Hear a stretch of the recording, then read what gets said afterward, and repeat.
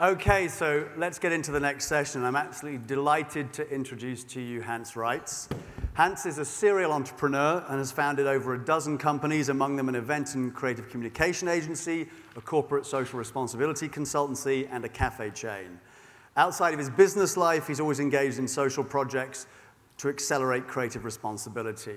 Probably one of the most famous things that he's done is that in collaboration with Professor Yunus, he founded the Grameen Creative Lab in Wiesbaden in 2008. We had a terrific presentation yesterday from Prince Haakon on dignity, and Hans actually published in 2008 a book called The Power of Dignity. He founded the Global Social Business Summit, which is the leading forum for global social business in the world. And I love the kind of last point about his bio. Hans has been invited to speak at universities around the world without having a university degree. So on that note, please give a very warm One Young World welcome to Hans Reitz. Good morning. Thank you. Is it on? Good morning. Okay. So, well, it's quite early, huh? Yeah, it's a green message for you. I had it, it's the first time that I have it on. I did it for you. I bought it 2 years ago, and I think I wait for a special moment. And it's true. I did it today. Good. So, we will have more interaction today morning. Before we do so, I would like to introduce myself a little bit in my own words.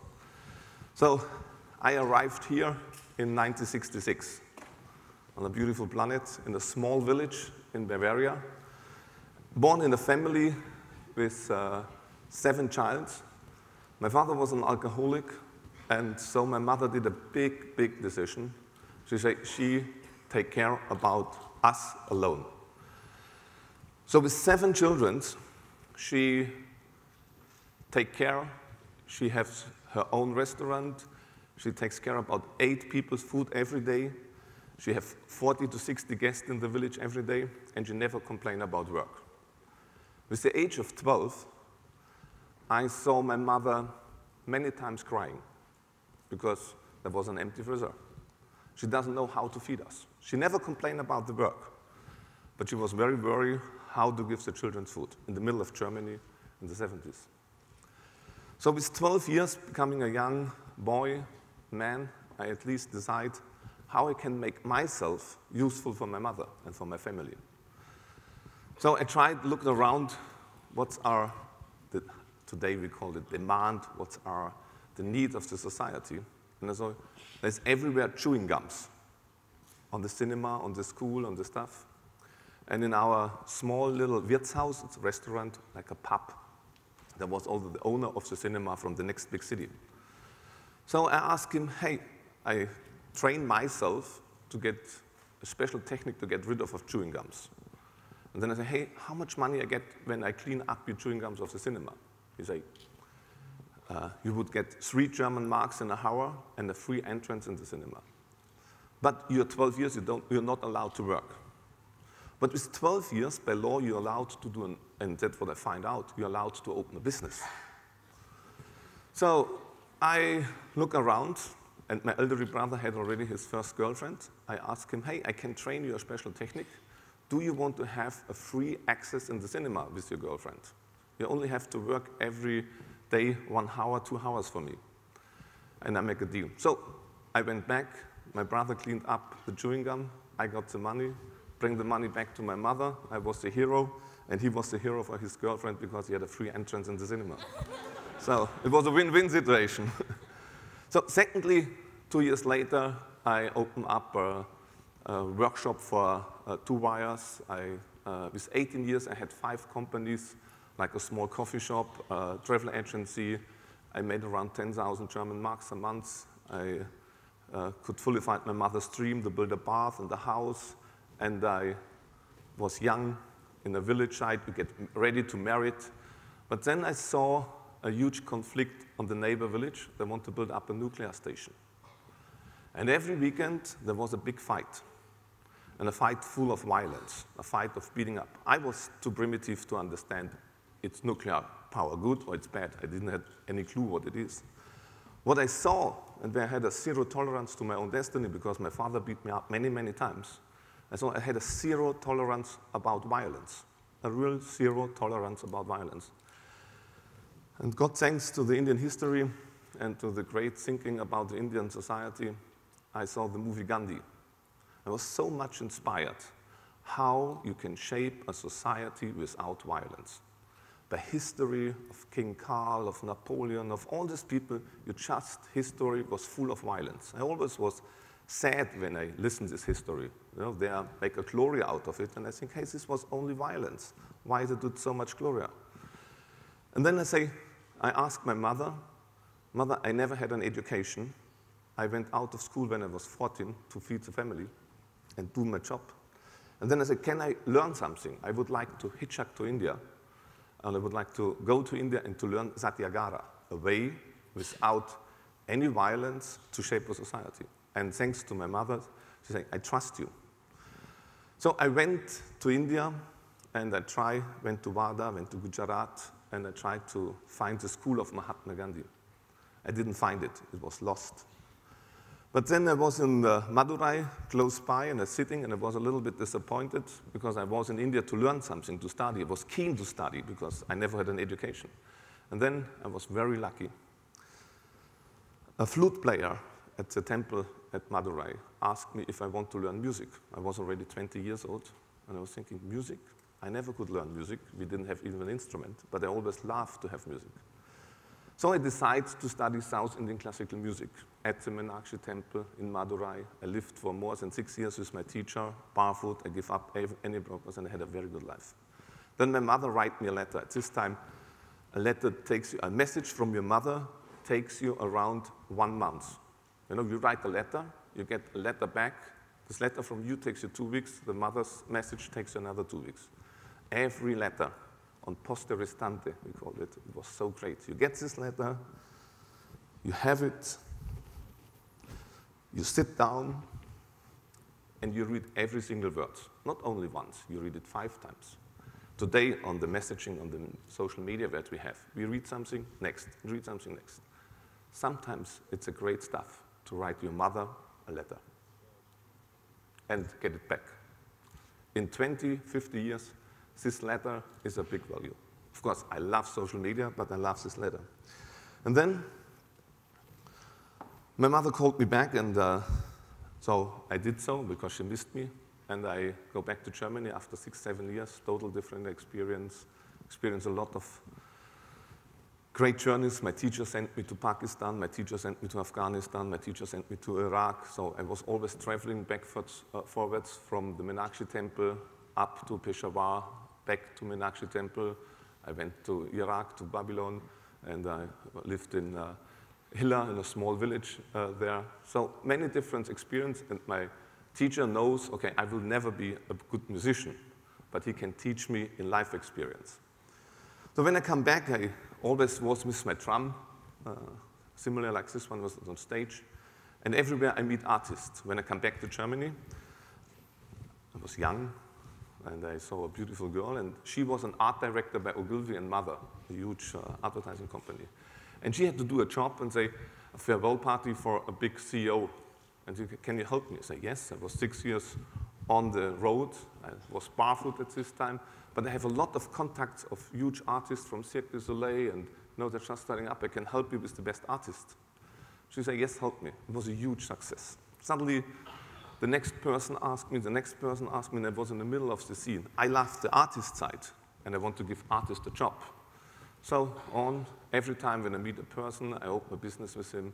And in the year of 2000, I had one of the leading agency, and we ranked it on the creative ranking in Germany. We are the only agency who ranked for 3 years, all 3 different kinds of creative ranking in advance. And I was very lucky to have the right people with me.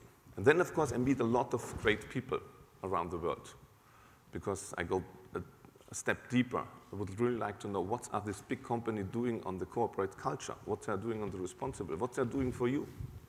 Not only to make money, it's one part, but what they're doing for you, what they're doing for us.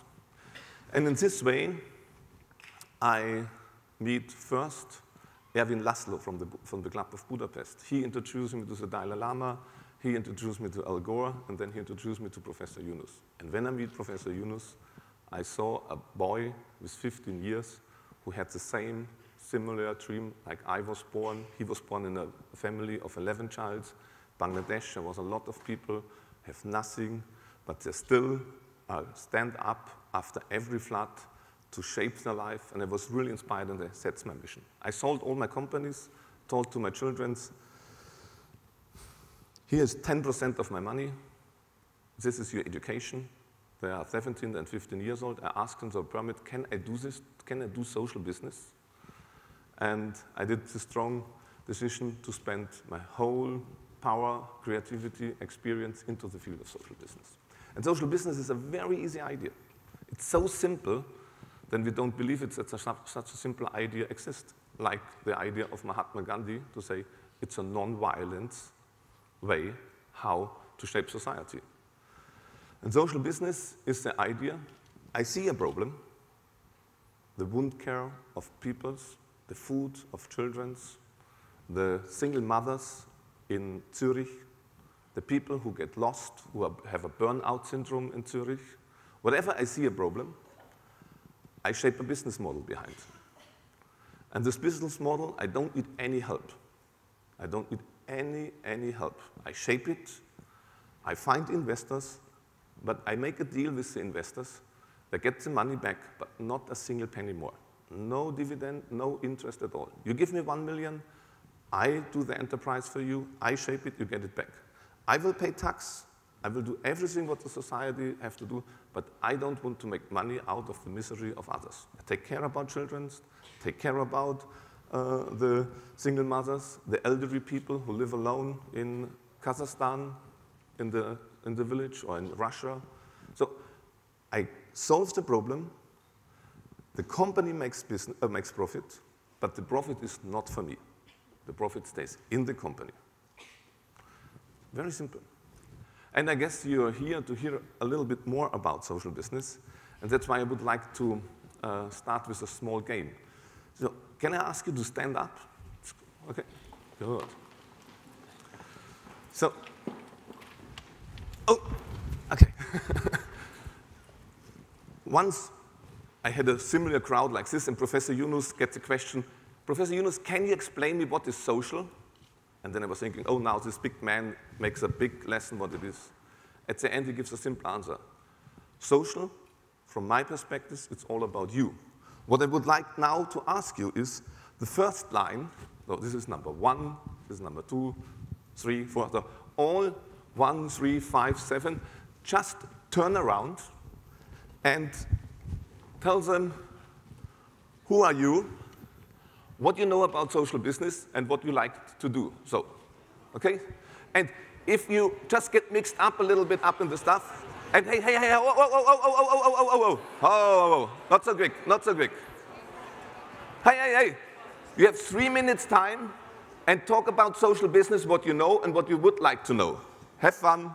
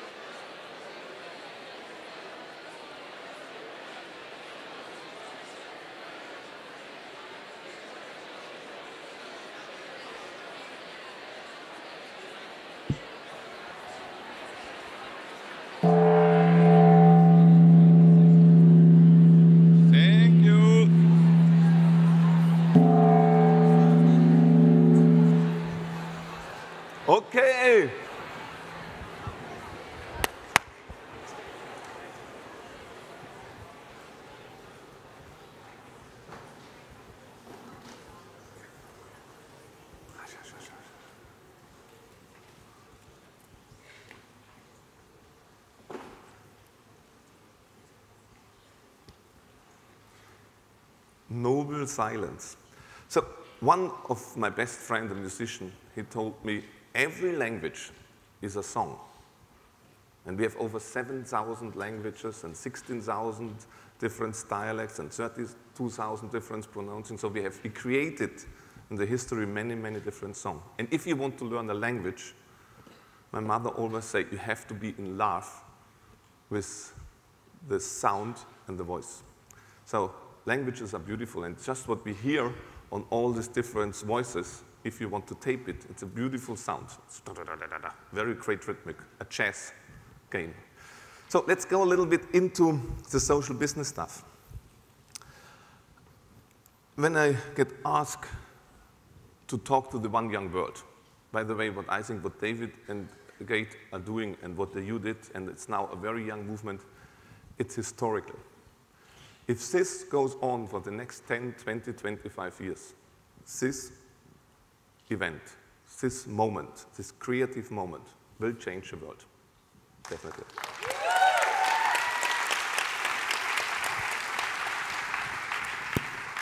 In 1945, after my country started the second time a world war, it was enough for the people. 51 nations comes together and say, never ever we want to see the world in a war. They created the idea, the first time in history, created the idea to have a united nation. Nations was born after 30 years fighting in Europe, 500 years ago at the peace conference in Westphalia. 500 years, the nation was a compromise. United Nation was definitely the first way to respect every single human rights. And it's just a bridge. It's not the end. It have to be united people. Nations are only a compromise. Maybe for 500 years more, 300 years, 200 years, but at the end, it should be one world, should be united people. Thank you. The next big step was 1966, 1968. We was able to see this beautiful space on the universe. 4,000, 7,000 years, 2,000 years, 200 years, we know the world is round.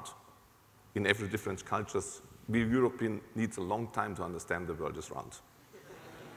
The Indians, the Iraqis, and a lot of other people understand it quite early. We need a long time. But this planet is beautiful. There was 300 people out of nearly 7 billion people on the world only out in space. I was lucky to talk to around 5 of them. If you talk once to an astronaut, and you see this incredible picture, after the first day, they look around, oh, where I'm from. The second day, they look about the continent. From the third day on, everyone tells you the same story. So just look about the beautiness of this planet and the universe. And every one of them told me the same story. The incredible stuff is this small, small, small blue shining around what we call atmosphere. This makes a difference to all the millions of different planets out in the universe. It's a small atmosphere.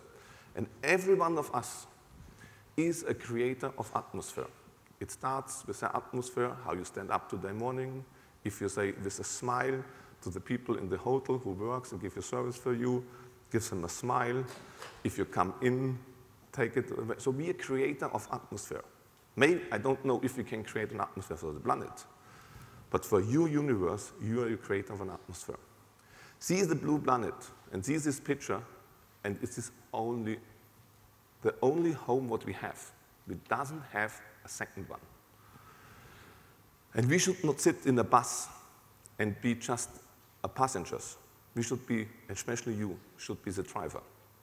And the blue planet really changed the whole world. After this, the first peace revolution starts, the flower power starts, and I'm deeply convinced it is because we saw the beautiness and the uniqueness of this planet.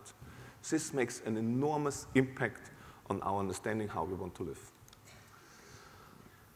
In '89, there was an enormous historical step. The Cold War was over. The Berlin Wall falls. Most of you, you're post-war generation. But 3 months before the Berlin Wall fall, nobody believed this ever will happen since this changed. Nobody. Maybe in 20 years, maybe in 25 years, but not in 3 months. So with the fall of the Berlin Wall, and with the big help of the Hungarian and Czechian, what they did, it really comes to the fulfillment of the dream of Mahatma Gandhi. He couldn't experience it by his lifetimes to have a revolution peacefully, because it was a huge fight, unnecessary fight between Pakistan and India, and between Muslims and Hindu, and it was a very sad moment. But on all these people in India, we have to be very thankful, because without their thoughts, we never would have a leading example, a thought example, say, let's shape it without violence.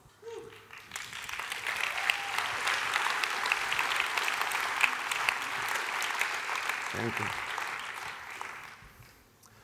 And out of the spirits in the 90s, where you was 7 years, 6 years, 8 years, 10 years, 5 years, I don't know how old you was exactly, but around this, there was a huge enthusiastic moment, a huge enthusiasm. Let's make Millennium Development Goals. People come together and dream. You know, when I was in your age and I went to France, I get beaten up because I was a German. When I went the first time to the Netherlands, I get beaten up because I was a German. Of course, my parents, no, not my parents, my grandfathers and my granduncles, they did a huge violence to them. Though they saw you German, they beat you up. My son is now 17, and if he goes to France, he get a hug and he get friends. So wherever you come from, believe me, everything is possible. You can change it in 1 generation. And you are the generation to have it in your hand to change it at your home. Everything is possible. So in this huge, enthusiastic moment, they did the 8 Millennium Development Goals. And that was an enormous step forward, because you have a clear aim. You write it down and say, this is what we want to achieve in 2015. And I would like now to ask 2 of my colleagues from the Grameen Creative Lab to come on stage and just remind us what are the 8 aims. Leo and Daniel, you can come on stage. Give them a big hand. They're preparing for you. Oh, you start, huh? All right. Yeah, thanks a lot. Well, maybe one thing before we start explaining the MDGs, and Hans asked the 2 of us yesterday to present the MDGs here on stage. We were saying, yeah, sure, great crowd, and we were thinking, oh crap. We really struggle. We're working hard to get ourselves up to speed on the MDGs. But as we heard yesterday, you've been into the MDGs quite a lot. So we just wanted to remind you and just to recap, what is it all about? What are some of the progresses? And also, what can social business do, or what are some ideas that social business can do? So goal number 1, as you all know, is eradicating extreme poverty and hunger. And the world has made some progress on that. So the actual goals are not only to eradicate or to halve the number of people living in poverty, also halve the number of people suffering from hunger, but also to ensure employment and to ensure productive employment. So there has been progress towards that, but as you all know, there has been the huge financial and economic crisis, which has produced some setbacks on the progress on this first goal. But surprisingly, and actually very promisingly, Africa was very resilient to recover from that crisis. Not enough, not at all enough, but it's been very, very good in pushing forward out of the crisis. Now, what can social business do? I mean, we're going to go into detail what actually social business is, but you've all heard about Grameen Bank, about Professor Yunus' work. So there's clearly a close connect to microfinance and to social business, just giving people the power to lift themselves out of poverty. And that's actually one of the most beautiful things I see in social business, that we change the perspective We actually don't look at people as an object that I want to help, but we look at people in terms of their capacity, in terms of their talents. So the Grameen Bank is a huge step forward to this, and then also the joint venture companies that have been created out of the social business idea all focus on improving employment, on improving productivity, and on improving the lives of others. So Leo will go into details about the second MDG. Thanks. Maybe to add on to the introduction, what Daniel just said, what even made it worse for us is to figure out that we're not just talking about 8 MDGs soon, but maybe about 10, as you have all been discussing about 2 additional MDGs some days ago, which I think is great. So let's see where we'll take that, where you guys will take that development. So we're still just talking about 8 MDGs, and MDG number 2 is to achieve universal primary education, with a concrete target to say that we want to ensure that children everywhere will be able not only to attend, but also to complete a full course of primary education. So far, in developing countries, we're at around 89%, so we're still kind of far away from the goal. Nevertheless, there has been huge and significant progress made in all over sub-Saharan Africa, and sub-Saharan Africa has been catching up quite a lot. Nevertheless, out of around 60-70 million people, 60-70 million children who are not able to attend school, almost half of them are within sub-Saharan Africa, which shows us they made the biggest progress so far, but they are still kind of far behind. One thing to mention and one thing to take into account, universal primary education is kind of fundamental for human development, but moreover, we should take into account that education in general is of utmost importance for not only achieving this MDG, but all of the other MDGs. And that is something we experience in all the social business examples. Whether we talk about Grameen Danone, whether we talk about Grameen Veolia, education is key. We need to educate the people. We need to make sure to tell them what are the benefits. What is the benefit of the yogurt of Grameen Danone? What is the benefit of the water? Why should you spend money on water which you actually get for free from the river, but which is poisoned with arsenic and which is bad for your health, not in the short term, but in the long term. So there's a lot of education involved. So we should, with this goal, not only consider primary education, but education in general, which is kind of visible in the literacy rate, which is one of the targets as well, to say we would like to ensure that not only young people, but people everywhere are able to read and write, which is one of the basics for good, proper education. So, next, Daniel. Yeah. And just linked to education is also women empowerment, as you all know. It's uniquely important to ensure that girls are getting the right primary education, but also secondary and tertiary education, and catch up in terms of sharing the share of girls in education compared to men. This very basis, as Leo said, the basis of education then leads to empowerment, employability, to political activities, and there has also been great success. Is there anybody from Rwanda present?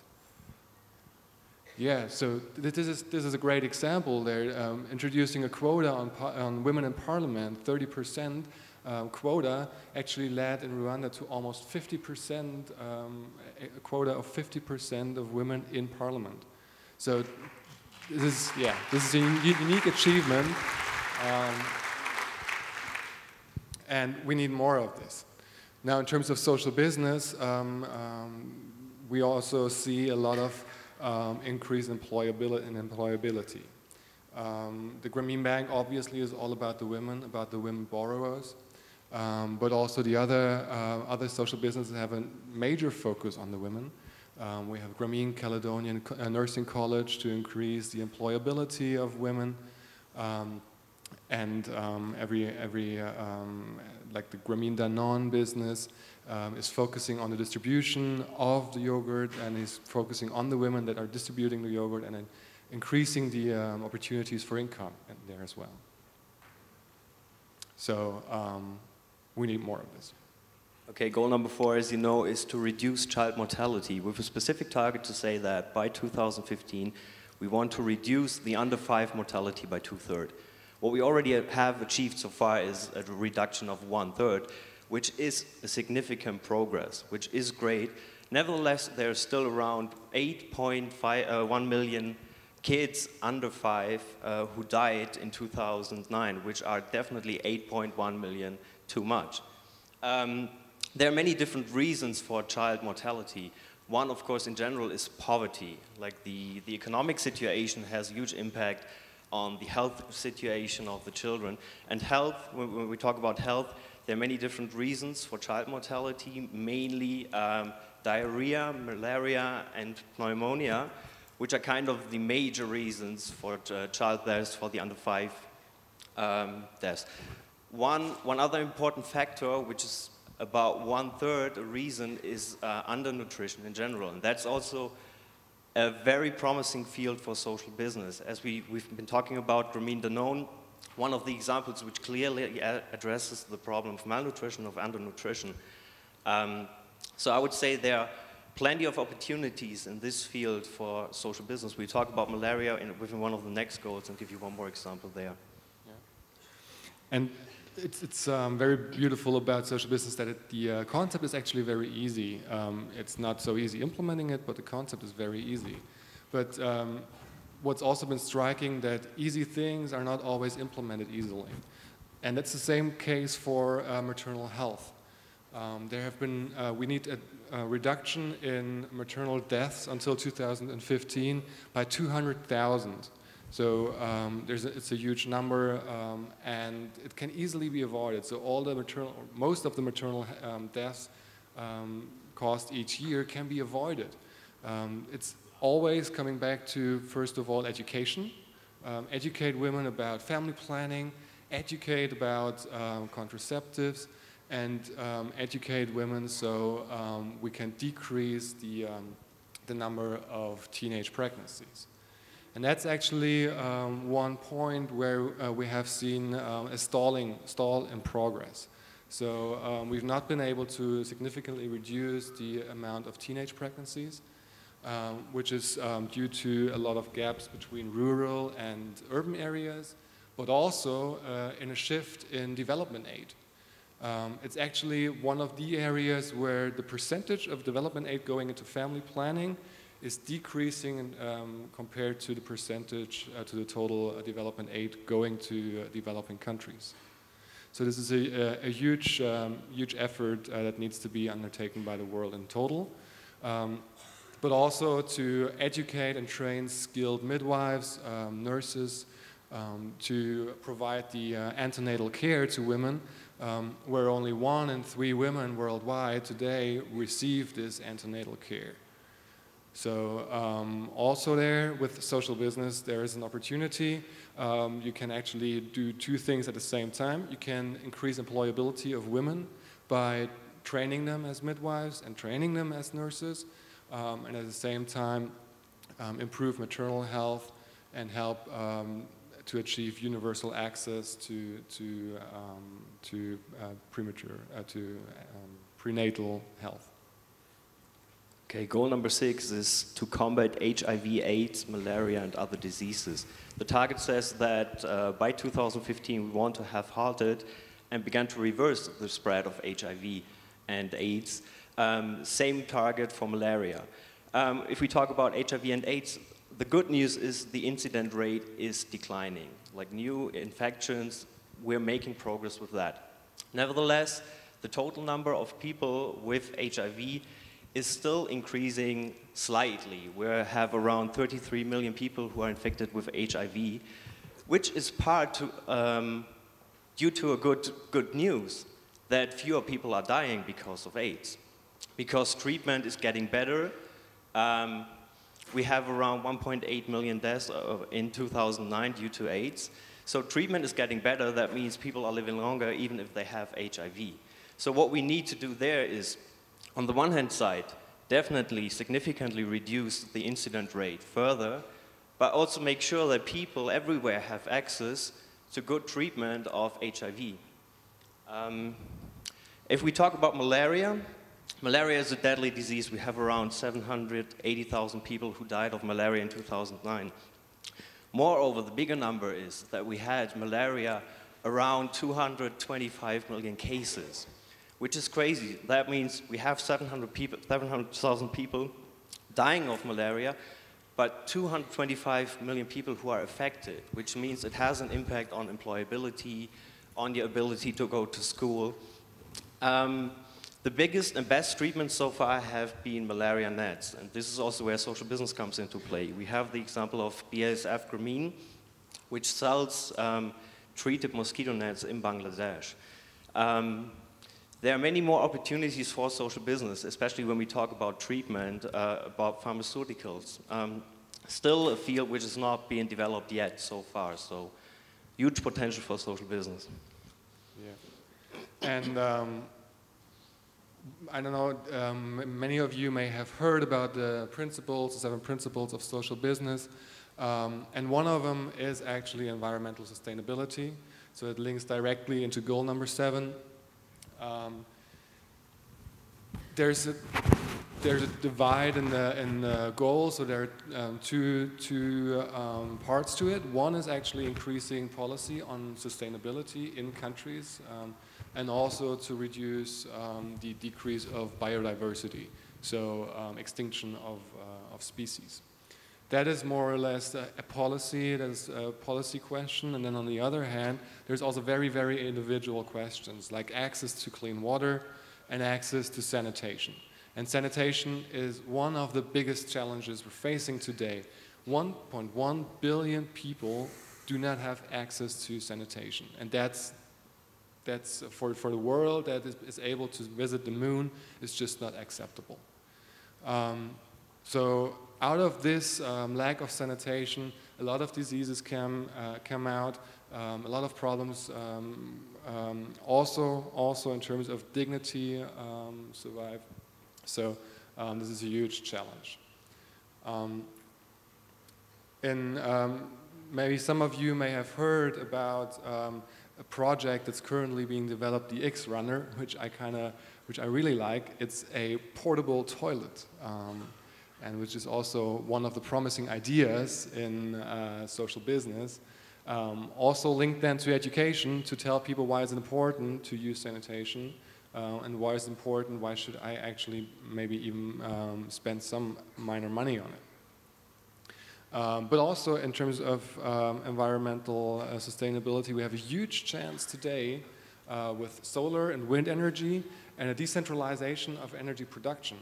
So in the past couple of years, there was always these big corporates that controlled energy production. Today, we have the chance to actually do this decentralized. We have the chance to put up a solar cell on our roof. We have the chance to put up some wind energy next to our doors, and we also have the chance to not do the same mistakes in developing nations that we've been doing in the developed world until the middle of the 20th century, to just produce carbon dioxide emissions and produce more atomic energy. So there's a huge potential in using this decentralized power.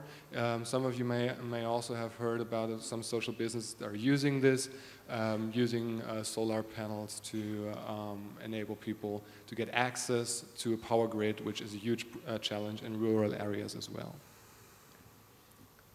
Okay, the final goal is to develop a global partnership for development. I would say One Young World, and you guys, you're already part of that MDG. You're developing this kind of global partnership, which is great. I just talked to my friend Felipe, and he said you have around 170 nations here, and you're interconnected, you spend time, which is great. So you're on track for this goal. Big applause to all of you guys.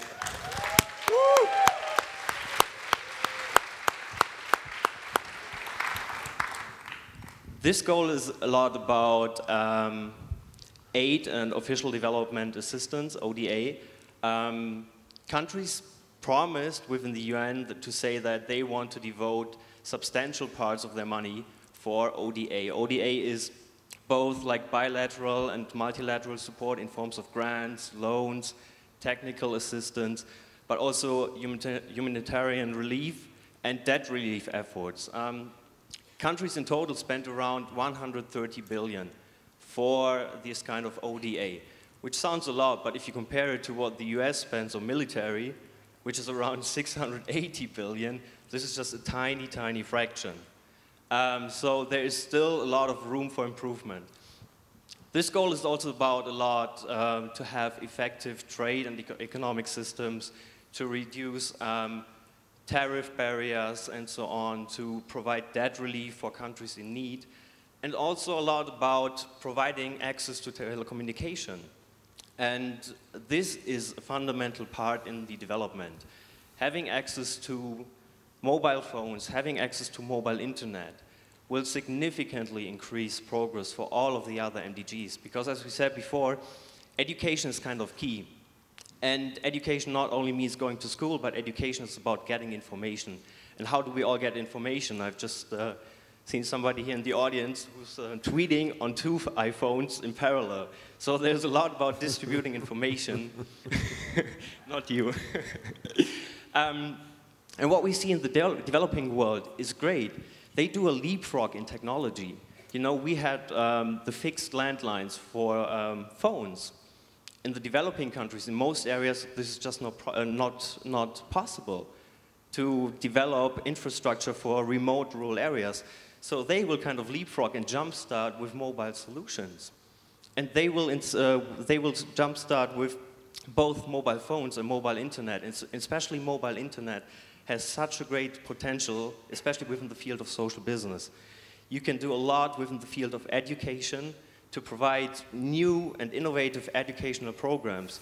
You can do a lot within the field of business, provide news, market prices, distribute information, where is the best market to go to, and the same within health. Like, think about all the enormous opportunities within the field of health.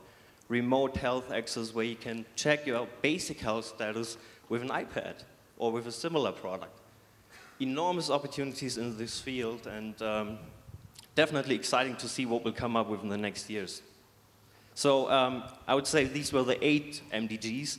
Let's see if next year we talk about 10 MDGs, and yeah. Thanks. Thank you. Thanks. Don't leave the stage. Stay on stage. Okay. Click, clack. The 8 MDGs, born out of a very enthusiastic moment. Can I ask, please, all the people from Africa to stand up? All the African people? Wow.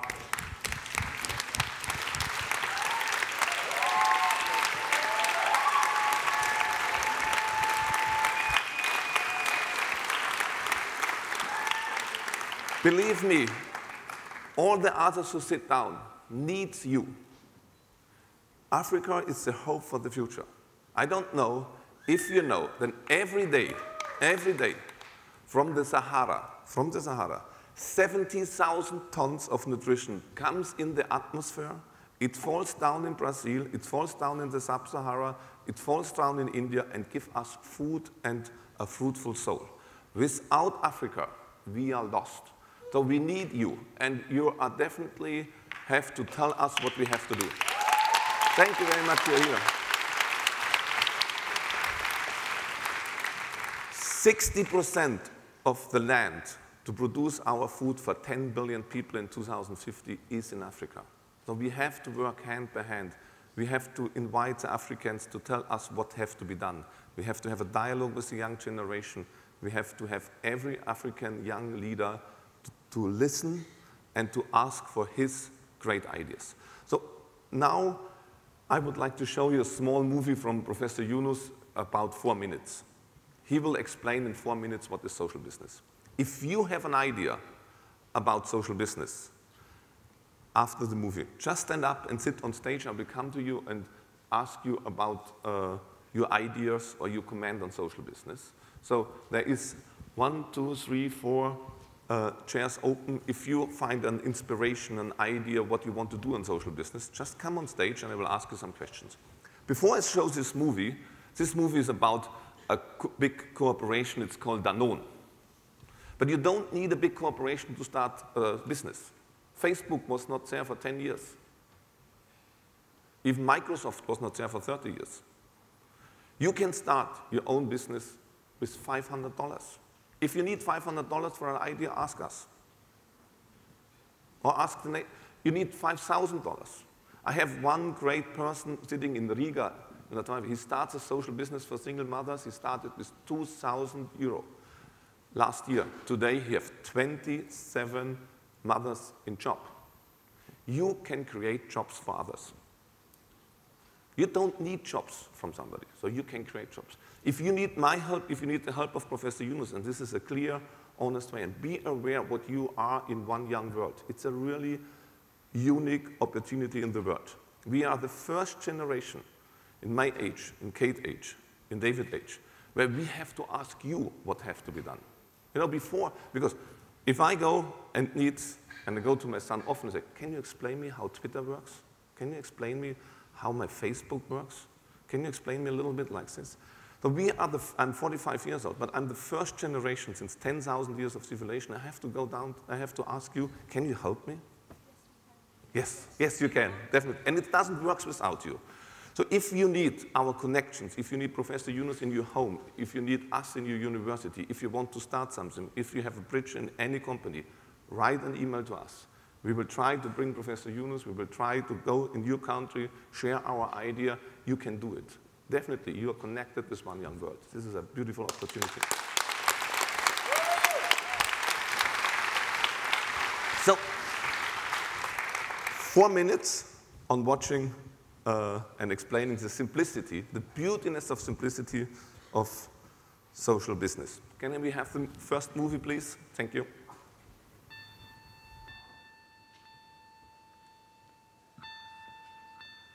We created a joint venture company with Danone. Danone is the food company, which is the water company and the yogurt company. You have Danone yogurt, everybody likes. So this is called Grameen Danone Company in Bangladesh. I met the chairman of Danone in a chance meeting, and we were discussing, and I suggested to him, why don't we create a Grameen Danone company in Bangladesh? He said, to do what? I said, to produce yogurt. You said, your yogurt is very delicious. I said, for a special purpose. We can produce yogurt to address the problem of malnutrition among the children of Bangladesh. We take all the micronutrients which are missing in the children, put it in the yogurt, and make it very cheap so that the poorest children can afford it and eat it. There are millions and millions of children in Bangladesh who are malnourished. Experts tell us that if a child eats 2 cups of these yogurts per week and does it over a year, he or she will regain the full health. He said, I agree. He shook hands and he said, I agree. I said, I have not finished yet. I said, it will be a social business. He said, what is a social business? I explained to him, in this business, social business, you can invest, but you cannot take any dividend. You can take all your investment back, recoup all your money, but after you have taken back the last penny, it stops. Company continues to earn profit, but it is not your profit. It's company's profit. Company continues to expand and reach out to more children because it is driven by the social objective. He again shook hands, he said, I agree. This time I thought he doesn't understand my English. But later on I exchanged emails explaining everything. I said, please confirm if we understand each other. He gladly sent me back. He said, I understood every word of it. Let's go ahead and do it. And we created that company. We are selling that yogurt now in Bangladesh.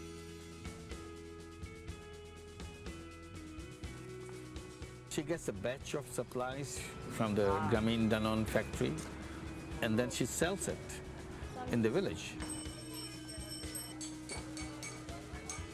We have a special program for beggars.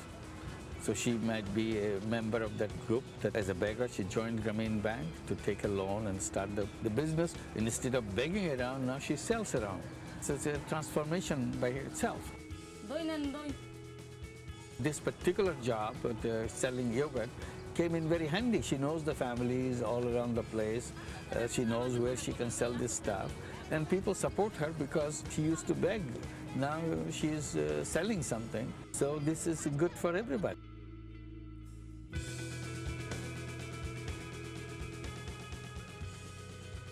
If this becomes successful in this cluster of villages, then all we have to do is to repeat this all over Bangladesh. Because once if you put it in a business format, then the sky's the limit.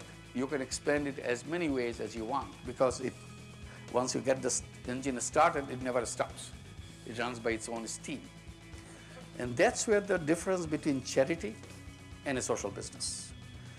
In charity, when you give the money, it goes away. It never comes back.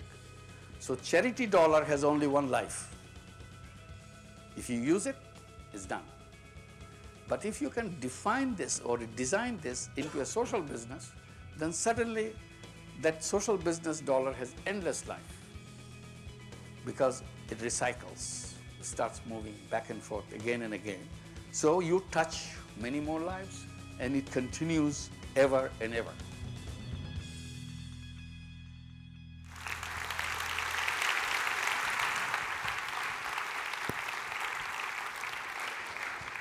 And he will be here today to close this final session. And Kate is gone, but I know she is in the backstage. And Kate was in Wiesbaden, and Kate did a lot of job. Without her, he could do it this year. But she didn't give up to bring it. And Professor Yunus has so much trouble in Bangladesh at the moment and have a huge dialogue with the local authority. But believe me, Kate fights so much, and we say, yes, we come, because we understand this is so important. So Professor Yunus is really delighted to do the final speech tonight for you. So, now, if you see this, everybody needs a pen. Everybody needs a pen and a paper. Do you have a pen and a paper on stage? Can we help them? Okay. Do everybody have a pen and a paper? If not, just share, but it's in a silence moment.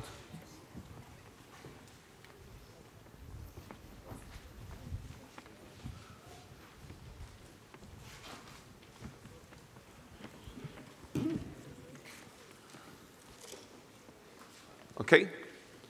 So there is a beautiful lesson learned in the old culture of the Tamil people. It's noble silence. What I ask you now to do is 3 minutes of silence to think for yourself which questions I have in my mind, which inspiration I have in my mind about social business. And write it please down. Okay, a question or an inspiration. And it's exactly, I have a good watch here, 3 minutes on silence. And it's very important this is done by silence. Okay? Also you on stage to reflect a little bit more what you want to say. So 3 minutes of noble silence and about your single, unique, free thoughts and questions what you have. Enjoy the moment of silence.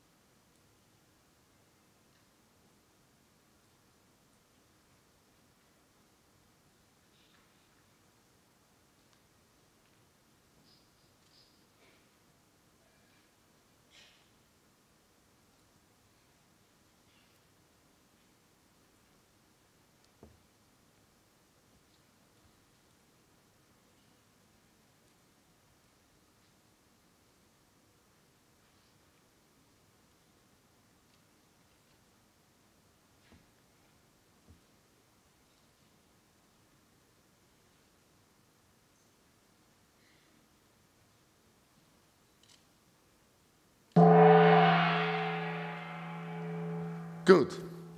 Next step. Turn around or to the neighbor and build a group of 4 or 5, but not less, and exchange your questions and your inspiration. Maybe the people next to you have a better answer than me. So build a group of 4. You can build 2 groups on stage and discuss for the next 3 minutes your question and your inspiring. You have 3 minutes time. Enjoy.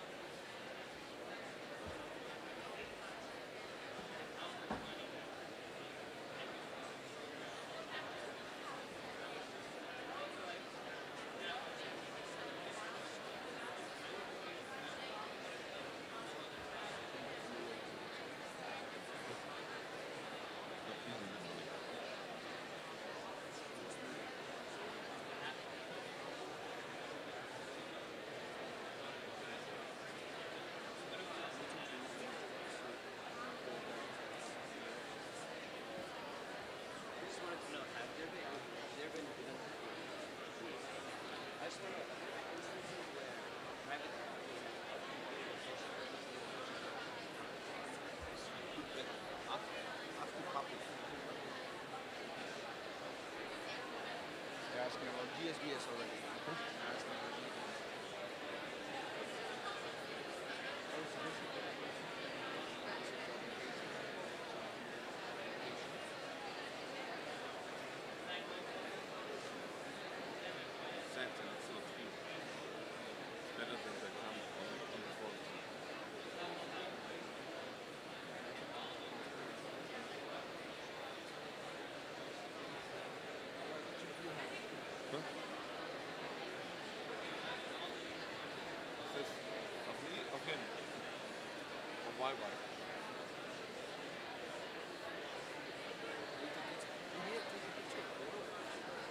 From the front there.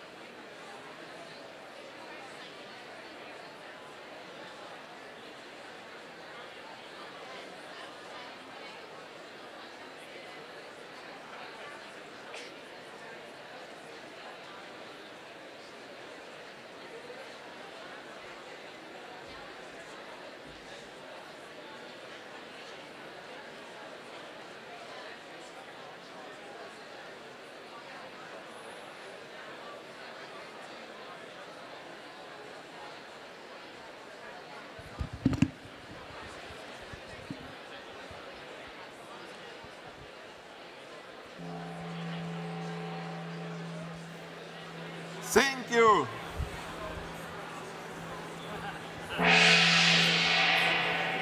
Okay. Okay. Thank you. Thank you. Thank you. Thank you. No, it's okay. Okay. Hello. Hello. So,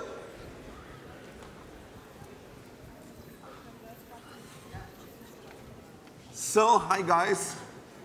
You're sitting so much behind, and in my school class was always the most interesting guy sit in the very back.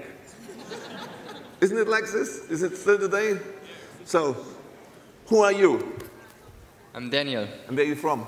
I'm living here in Zurich. In Zurich, okay. Yeah. And what's your name, lady? I'm Sarah from Bahrain. Oh, from Bahrain. Yeah. Oh, most welcome. So, is there any question here? I know all. Okay, good. I'm being very brave right now. This is really scary.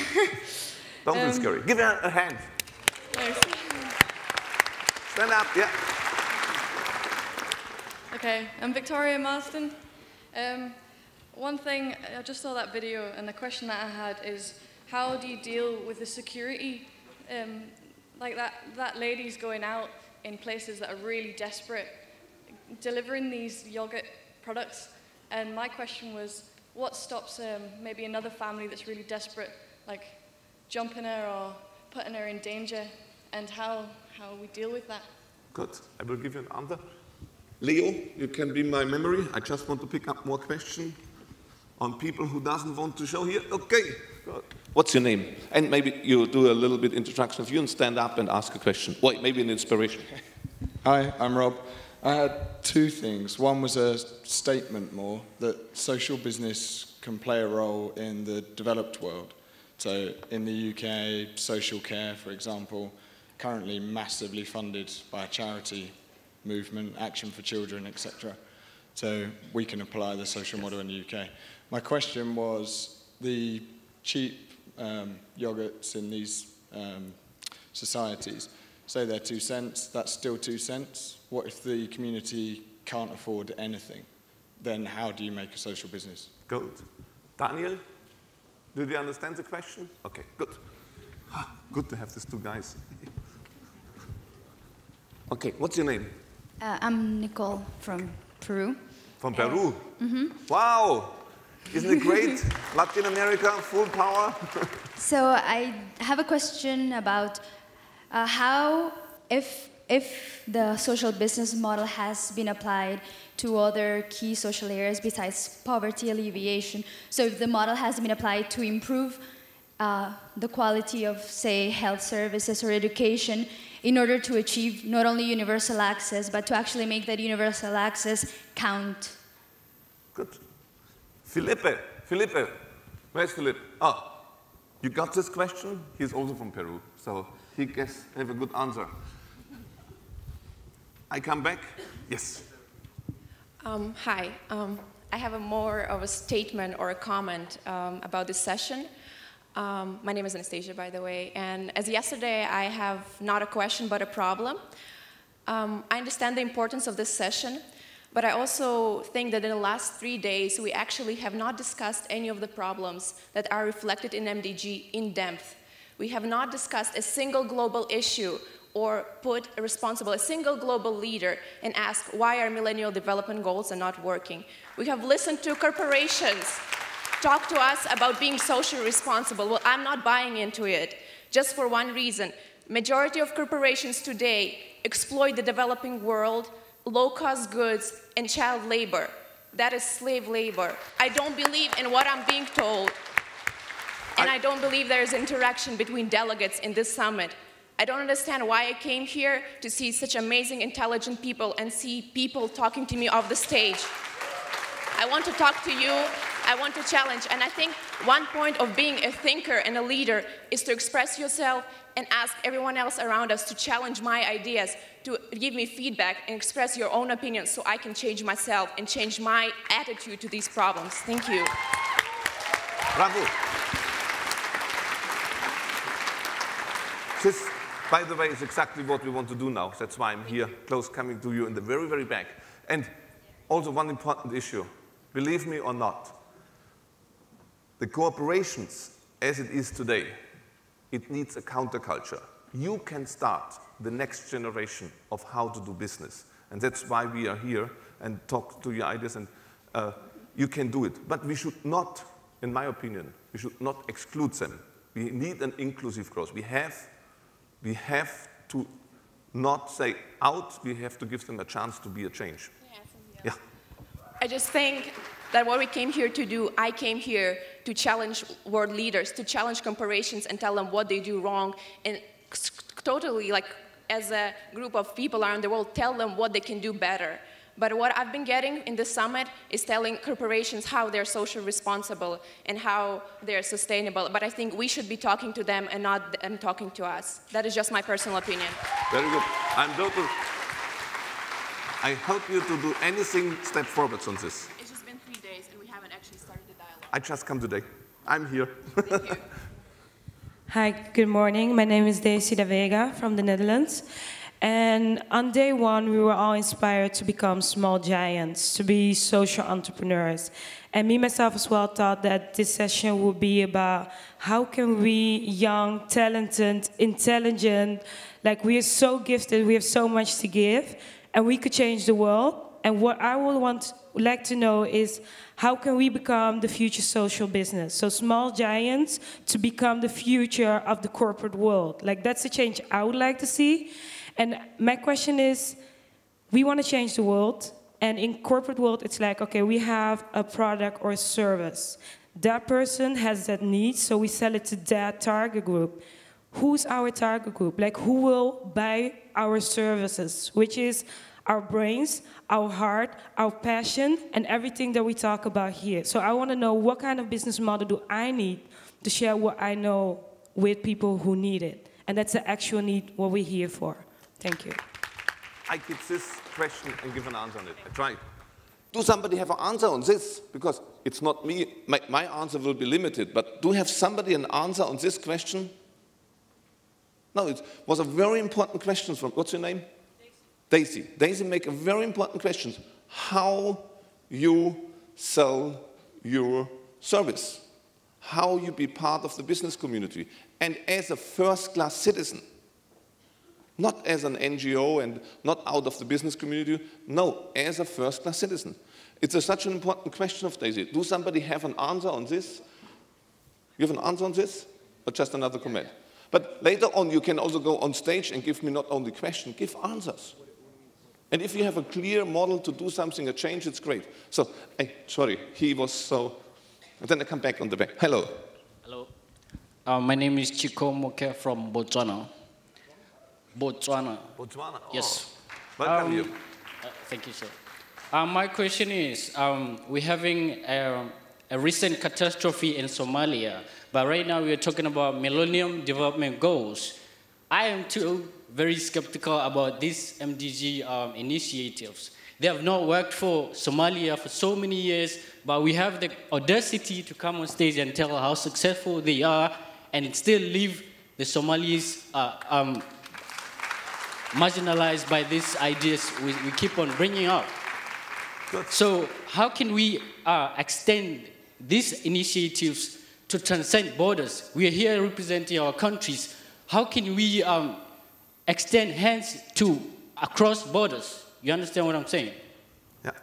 We need to be here and be ambassadors for other countries who are voiceless also. That's my point. Good. Thank you. Very good.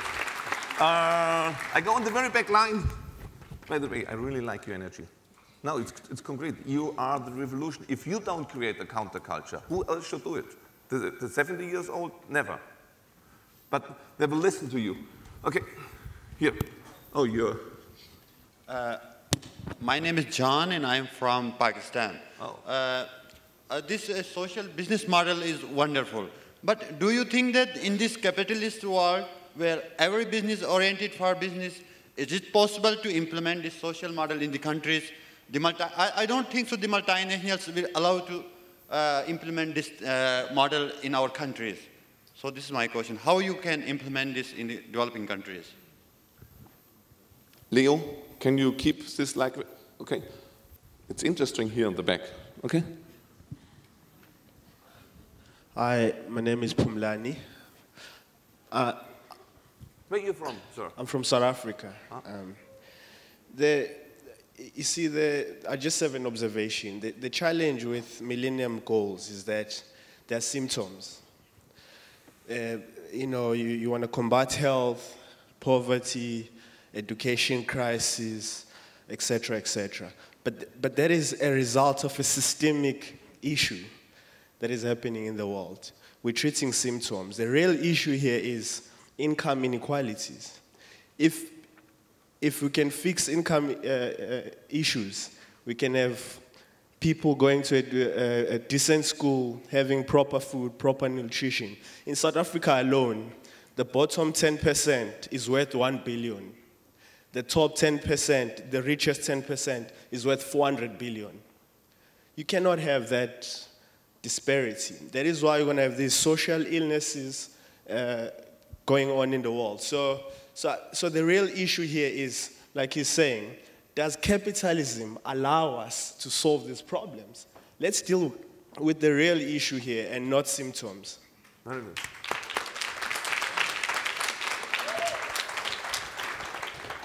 Okay. Wow, what's a good energy here. Chick-Chuck, you. Thank you very much. Hello guys, I'm Shahid from the UK.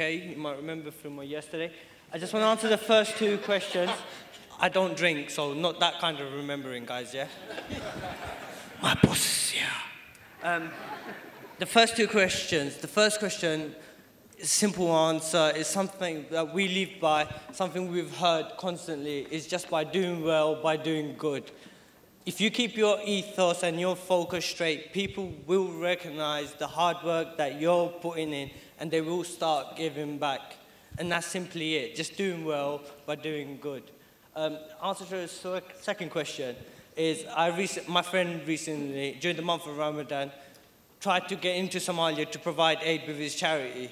The government turned them away, and they had to deliver the aid in Kenya. There's nothing wrong with delivering aid in Kenya, but Somalia, like you said, the famine is there right now, and that's where we need to be. But if the governments in the countries aren't helping us, how can we help them? Yes, we need to represent every country that's here, but if the countries don't do anything to represent themselves and create a platform for us, how can we get in? It's a similar answer to your question. Is capitalism can help. It's working in the UK. The government is pumping almost $500 million, probably more, into unemployment to private companies. And the private companies are getting millions of people into work and improving their lives. It can work hand in hand. The same point I made yesterday is, where are the leaders out there saying, come on businesses, come and help us? It's the businesses knocking on the doors. And I'm talking from experience from the company that I represent. We tried so hard to get into many countries, South Africa and India, and we're just being turned away. There's nothing wrong with profit. Business is about profit.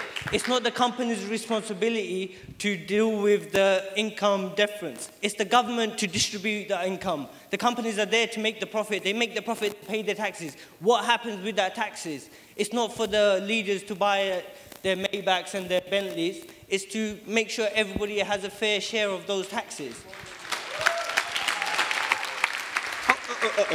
Want to give an answer? Have a good dialogue. Can I give a comment to the gentleman that spoke right now? Just a moment. Just a moment. Hey, who is it? Just a moment. I come on stage, and then you have your time. Right. But let's give him the chance to give an answer. You know, that's actually such a capitalistic view of the issue.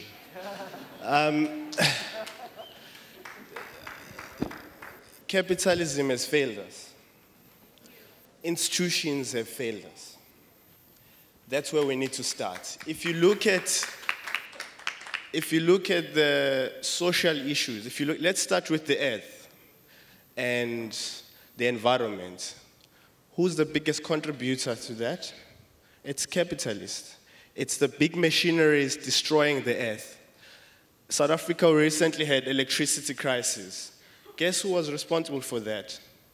Government failure and big institutions. One company, which I shall not mention, bribed government so that they don't take away their electricity. George, just hang on. Just hang on. So this company cannot afford to stop electricity for a second because they will lose billions. Yet, the money they keep paying every year is going down, and electricity for the poor people is going up. So we're paying now 37% more for electricity because big guys are using electricity and they have contracts that government cannot take those services away. That's one example. So let's ask ourselves strategically, do we have a world and world systems that are allowing us for these social businesses? Otherwise, it's going to be theoretical. Okay. Okay, that's very good. Do we have... Okay, wow. Didn't you have a chance yesterday and the day before to talk? There is so much demand to exchange, unbelievable. Okay, I give the lady a word. Okay, there was two men. Okay, okay. I'm Kelani from South Africa. My brother, the problem is that with that solution, only a few will benefit from it. And we have seen in the past, they've tried it and only a few have benefit. And if we continue with the same approach, 20 years from now, our children will be sitting in the same place trying to address the very same problem. Therefore, we will also have failed. Because as we can, like he said, the system is the problem, not what they're coming up with right now. And that is what we need to test. That is what we need to go back and check, where the real problem is, not the symptoms of the problem. And in addressing it at the same time, profits, like now, the Somalian issue, nobody actually cares about it. People pretend to care, you know. Just because if we could discover a mine in Somalia, everybody's going to run there because there would be profits. But because there is no mine at the moment, nobody's going there. I come back to you. I come back to you. Oh my gosh. I need a day with you. I come back definitely to you, and I just want to get a little bit in the flow. Oops. Hello, Gralissa. What an energy in this room. So,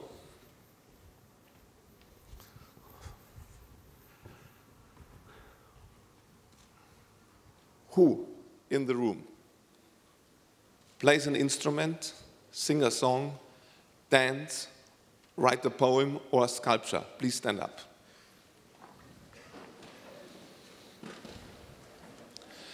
We don't come out of the mess with art. Art is the guiding audience. And art is a daily need like bread and water. We can't keep our dignity without art.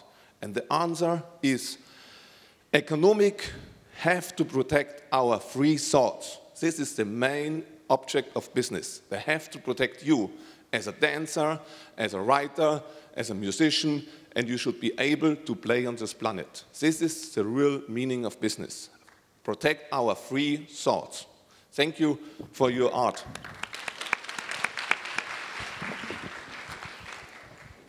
Musicians, artists are waking up the deep unconscious wish to belong to something greater than we are. If you look to the stars, and Anastasia, if we from time to time go on the beautiful site and remind us that our life is so short, we should trust our joy, we should trust our way, and we shape it. The nature doesn't setting out big trees. The nature creates seeds and setting seeds. When you start a business, you don't need money. You don't need a big corporations. You need a strong, free thought. You need a will to do something. And then make a strong commitment. I will not give up. Never. Gandhi started in 1918 or 1916. He didn't give up to his last moment. And today, we see the fruits of his thinking. So if you doesn't write down now, in this age, your time and your questions, and it needs time. If you're setting down a mango tree, yes, you can discuss, you can debate so much you want. It takes you time to have a mango in your hand. This is the natural law. But if you don't setting down your seeds today, you will not have a mango for your children. It's so, nature teaches us in such a simple way what's to be done. So on the command, no, you don't need the corporation, but you can play with them. You don't need it. If you want to talk to them, believe me, we can open the doors, you can open the doors. Write always to the top CEO. They listen to you, they are afraid about you. All what this company wants to have a license to operate. So you have more power on your thoughts, what you think. You have an email and you have a staff to do so. So don't think you are small. Your thoughts, of course, maybe not today, but there is a lot of CEOs outside. When you write, keeping writing to them about complaining about them, you will get answers. They will pick up your ideas. They need your ideas. All what they want to have is a license to operate. And responsible means freedom. If they are not acting responsible, they have to close down the shop. This is why they want to listen to you. So let's a little bit listen to the people on stage. I start with you, because you was one of the first. So you had some ideas, some inspiration. Oh, there's a... Assalamu alaikum, my name is Dania Bashir. I'm from Libya. And one of the things that I wanted to talk about today, which is kind of like my idea that I want to implement hopefully when Libya is free, is to basically educate people, okay, and starting from kindergarten. And how do we educate them? And we make them depend on themselves and feel like they're a family, like they're a team. This is an idea that my grandfather did, and I think a couple of people know what it is. But basically, he has a school for orphans in Libya. This is before Gaddafi. He has a school for orphans in Libya, and he set up shops right in front of the school, and he taught the students how to learn theoretically and practically. So they make the income for the school. If they want any kind of products, if they want any kind of field trips, if they need anything, or if they can pay the bill, like if they don't make money through the little innovations that they have or any kind of businesses that they want to sell, then the electricity will get shut. They won't be able to pay the bill. So you see, like, everybody in the school wants to do something to make money and to learn and to kind of be dependent on themselves. And even when the students went to college, they were able to fund their own education through the stores that they had in the school. So I'm kind of looking to do the same exact thing, to educate people and to have them depend on themselves so they don't have to ask for loans, so they don't have to, look for scholarships, because it's really, really competitive. And that's just basically what I want to say. Thank you. So, how it works, I would like to ask you to go down, and if somebody else wants to make a command, he can replace the chair, okay? Okay, thank you. So, before we go to the next person, so if you can, so then we have a rotation. Okay, super. Before we come to the next questions, I would like to show you a small video. But before I do this, I ask Felipe. Felipe, come on stage. Felipe from Peru, give him a hand. How old are you, Felipe? 23. And you have one special stuff with you, what you did without any big company, without any big stuff, but it's a promising stuff for South America, right? Yeah. Can you explain it? Sure. Hello, everybody, and I'm very glad for that comment. And I have the green badge here, but actually my real badge is this one, as a delegate, to show that we can create a change. And regarding one of the questions about MDGs, we were talking about MDGs. I am very afraid that we talk a lot about this. It doesn't matter if you are for or against MDGs, just act. And in Colombia, we saw a problem. And as Hans said, when we see a problem, we see a social problem, we want to create a business model that solves this. Is the camera here? Can you? No, put the here. So in Colombia, Caldas, there's a very, very big nutrition problem. Can you?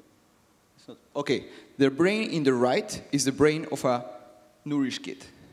The brain in the left is a brain of a malnourished kid. Here, you can see the brain, the synapses of a kid with a nourished kid and a kid malnourished. And we said, wow, this is insane. Let's create a solution for this. So we realized that they consume a product called panela or jaggery. They consume it every day. So they say, okay, why don't we fortify this? And we went to some people that know how to fortify the product, and guess what? Some weeks ago, we have this. Fortified panela, the first fortified panela, or jaggery, as the Indian call it, in the world. What is this? They consume it every day. So the only thing we did is to take a product that they consume every day and to add vitamins, to add minerals, to add nutrients. And this is exactly the answer on what you were saying. You don't have to wait for corporations. You don't have to wait for big institutions to come. You don't have to discuss if they're working or not. You just have to see a problem and solve it. How much money was the investment? The beginning investment was like $2,000 or something. If you need $2,000, talk to us.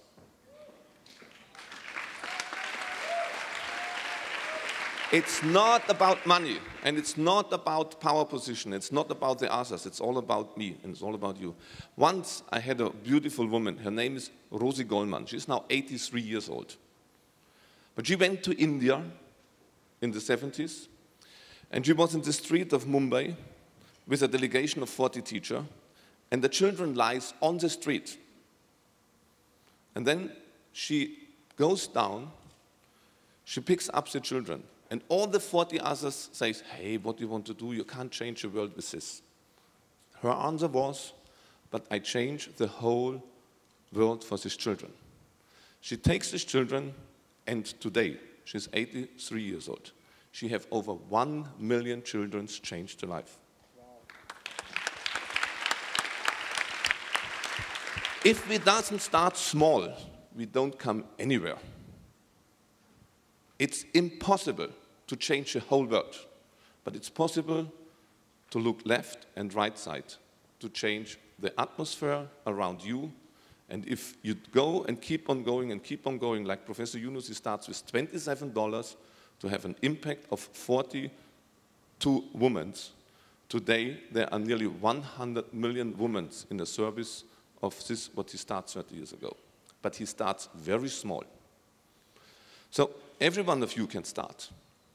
You have a healthy body, you have a healthy mind, there's nothing that you can stop.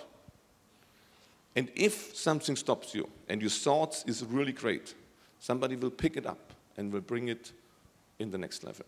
I would like to show you now a movie what people comes during the crisis to us and say, hey, I'm young, like Leo, he was before with Accenture, a huge company. He said, I have enough. I would like to contribute myself in something meaningful. I want to have a purpose. I use my business skills and to do so. If you Google, and you're lucky, you can, all of us can do it. If you go and find out the roots of the word business, you will find it starts 800 years after Jesus Christ in North Italy, and from the word it's called business. And business was the meaning, if in North Italy, where it was before the winter season starts, then we all, 5, 6 people, take care about our food to survive over the winter. And we in the community takes care about our hut to don't get frozen over the winter. And business means carefully together. In the 14th century, the people connected to work. In the 17th century, the English trader understand we have to do our trading business. Today, we lost the meaning of business. Business, it's all about to take care about each other and not about my personal benefit. As I asked you before, who is an artist and who plays a music instrument? We are all multidimensional beings. We are not a single dimension. Every one of you has this beautiful power to take care about himself, about your food, about your health, about your fitness, about what you do, about your education. And in the same moment, every one of us have a huge power of selflessness. The normal capitalism is based on self-center. I do business to make money for myself. Social business is based on selflessness. It's not for me, it's all about you. It's all about you. That's what we call YY, doing business for you and doing business for you. And I would like to show you this video. It's 356 days, what a small bunch of young people could do in only 1 year. Can I have the second movie, please?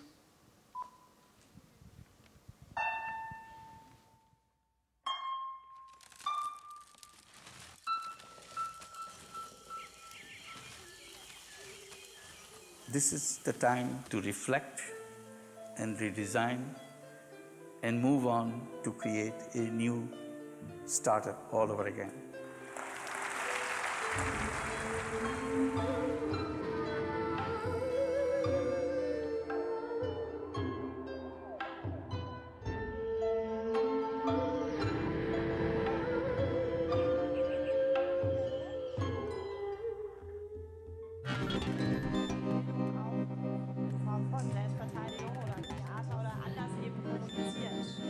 Young people are getting excited about social business, many of them taking initiative to create what they call Grameen Creative Lab, so that you can pull all your ideas in together and meet each other You put the problem in front of you and everybody gets to design one social business to address that.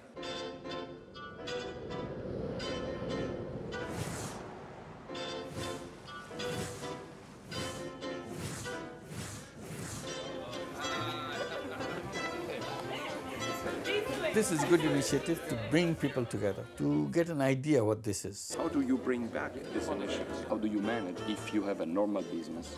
This could be a very small business. Out of the 1,000 people who listened, all you need is 5 people. If those 5 people get this in their head, the whole trip is successful.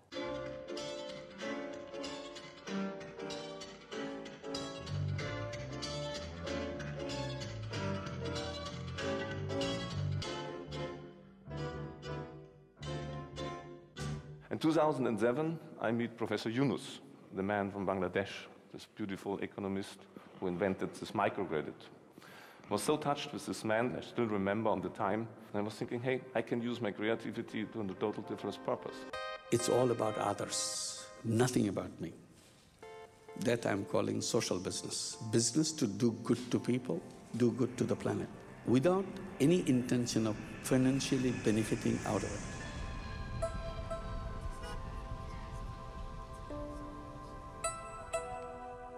We created Grameen Danone Company in Bangladesh, a joint venture, as a social business. What is the social purpose? There are millions of malnourished children in Bangladesh. Whatever micronutrients are missing in those children, we put it into this yogurt, and it becomes a fortified yogurt. So this is market research. Let's hear these. Do you have a study that shows?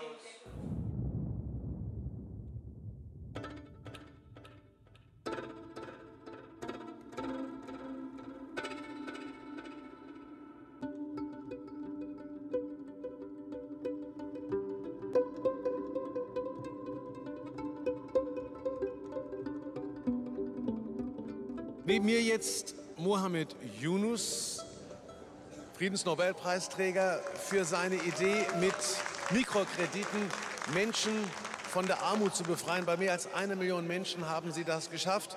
Well, we have started something in Milan.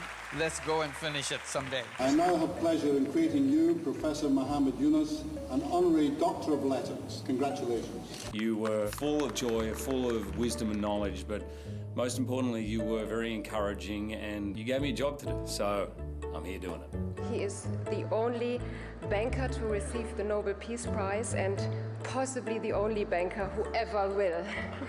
Mohamed Yunus was just trying to help a village, but he somehow managed to change the world.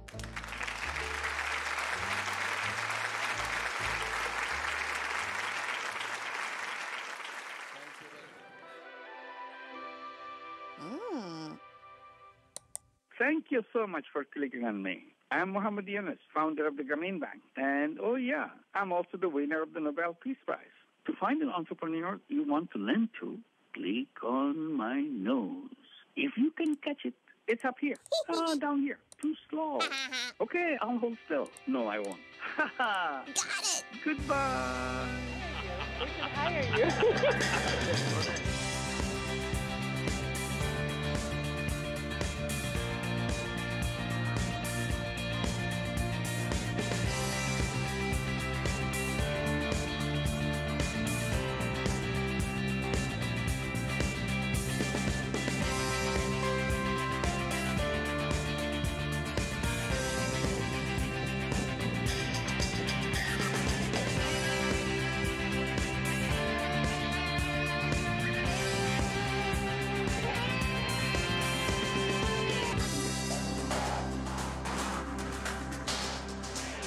And this is a time to put poverty in the museum as soon as we can.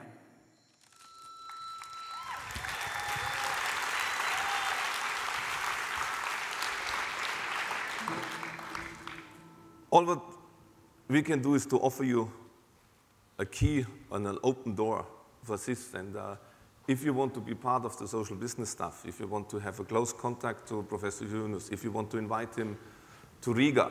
Anastasia, Riga is 2014 the cultural city of Europe. We will be delighted to come and to talk in Riga. Wherever, in Kazakhstan, in Uzbekistan, in Africa, In the next years, we will travel around and write us where you would like to have us if you want to be part of this. The One Young World is really connecting people. It's a chance, maybe not yesterday, maybe not the day before, but definitely tomorrow for you. So let's see some questions, some answers of, let's have the second comment, okay? Yeah. All right. I want to start a little bit answering or explaining. I know it's very hard for people that live in the developing countries to understand that capitalism is something that's not good, right? But just to give you a little example, for example, in India, the biggest millionaire in India, Ambani, he built a $2 billion house for himself. For 4 people.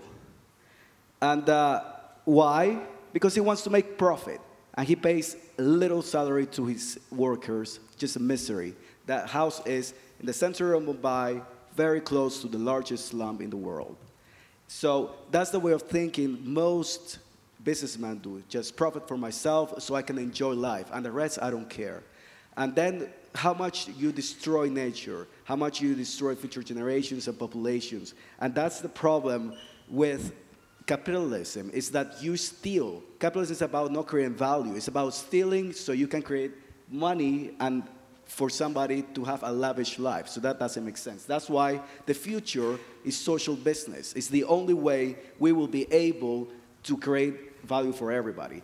So I want to discuss a little bit about the 8 Millennium Goals. I think there's one more that should be added to this, and that is housing. In the world, there's 1 billion people without housing, decent housing. People living with 1 square meter house in India, in Latin America, Africa, everywhere, even in Europe. So if you want to really achieve the 8 Millennium Goals, you have to start with this basic, which is food and shelter. If you don't have proper shelter, a kid cannot study properly, so he will not do good school because he doesn't have proper lighting. He will have diseases and he will get sick. And you'll have harassment and sexual abuse, and women don't get empowered. So the first thing you have to attack in order to achieve that, or help achieve that, is housing. That's why I'm developing a social business called Construcycle, and we're making houses from recycled paper because it's very sustainable, and making a system where people can pay the houses themselves with the same materials we use to make the houses, in this case paper. So how it works is that they give us more material than what we need to make the houses. So they don't need even to pay money because they don't have money, but they have houses around.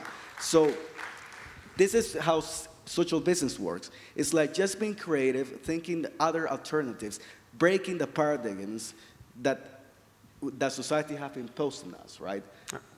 Very simple ideas, just think creatively and just go for it. You know, you start small and then see what Yunus has done, right? Yeah, beautiful. Yeah. Where are you from? Wait a moment. You're from Nicaragua. The man you talk about is Mukesh Ambani, right? Yeah. Last year, because of a Peace Nobel Prize, Professor Yunus had the chance to talk to Mukesh Ambani. And you know what he say? He had a really wake up. And a couple of months he say, I know there was a mistake in the way the future is social business. So I can bring you together with him. You can tell him his idea about your stuff. There is money in India. We have a Yunus Social Business Fund in Mumbai. We have already 10 young people, former JP Morgan guys and stuff like this, who turn around. They have money ready. They need your ideas to invest and to do it. And this is definitely doable to change it. Can I just add something? Yeah.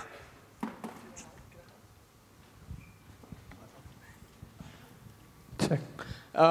I think we've, in different ways spoken about, how corporates have the money. But I think in bits and parts we've spoken and hinted at corruption. No one has pointed that out.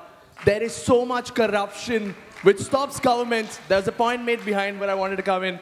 You're talking about the government not letting people in because it's a bureaucracy at every level. If you put in $100, at the end of the day, the consumer is getting only $1. Now, we being here, talking about it is, I hope someone is listening to this. If that can make someone,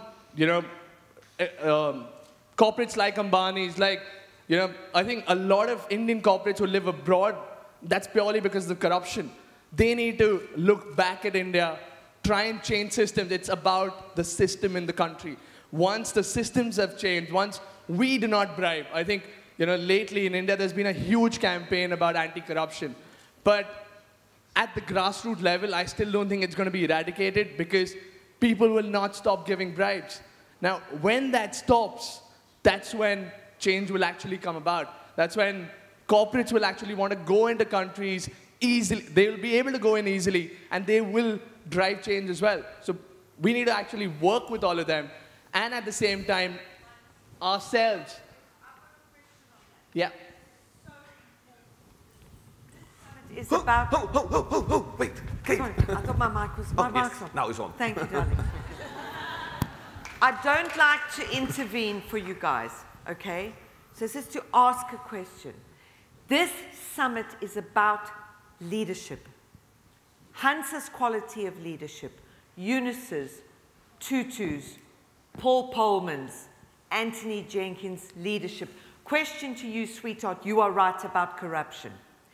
The system is not corrupt. When you say people won't stop getting bribes and giving bribes, why? It's one individual who asks a bribe and takes the bribe. Yeah? I agree with you. But you can't say, you cannot say, capitalism is corrupt. Bullshit, I don't buy it. You cannot say. You cannot say communism or socialism is corrupt. Bullshit, okay? The individual is corrupt, and you are the people who, like Wael Gune, you stand up and you say, I'm not having it. One person.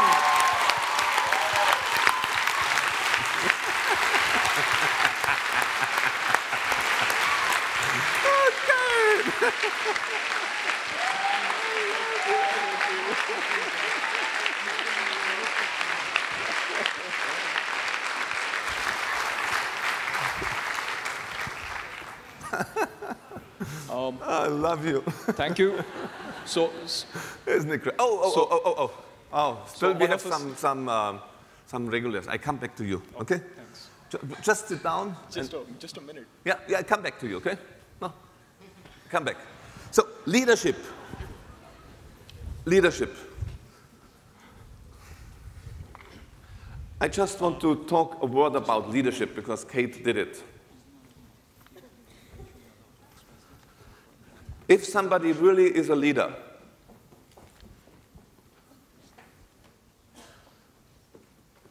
he stands behind you. You don't need somebody who stands in the front. He's a real leader. He stands behind you, behind your ideas, and he really helps you and you can do what you want to do.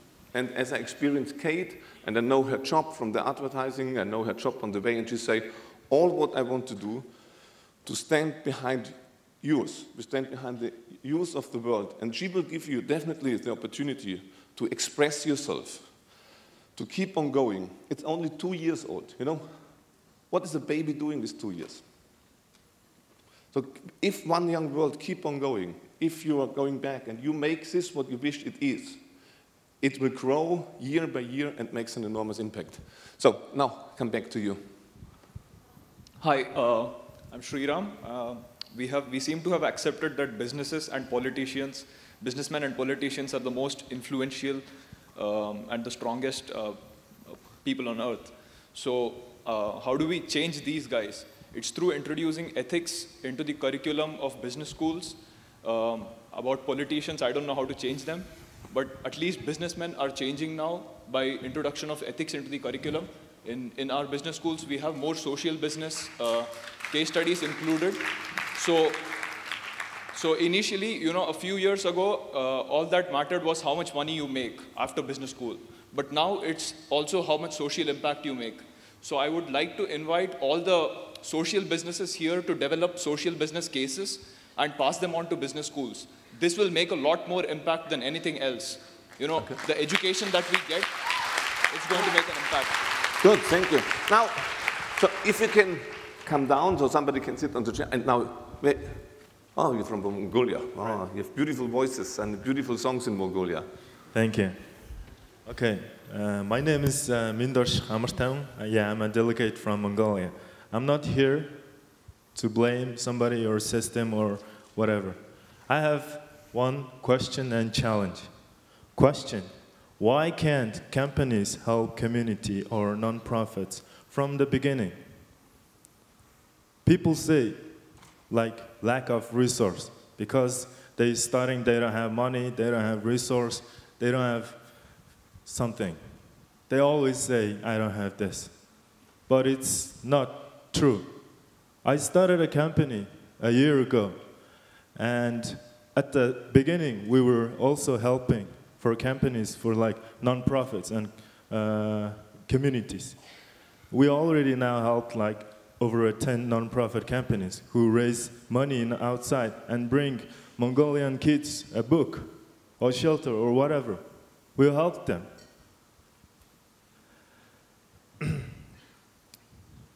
Okay.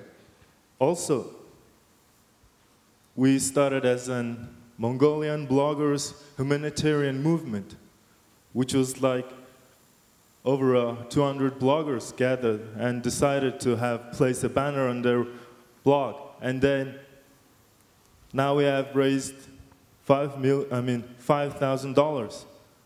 What's our plan is, we're gonna build around 2020 a world-class hospital in Mongolia. Just bloggers, we can do it. Same.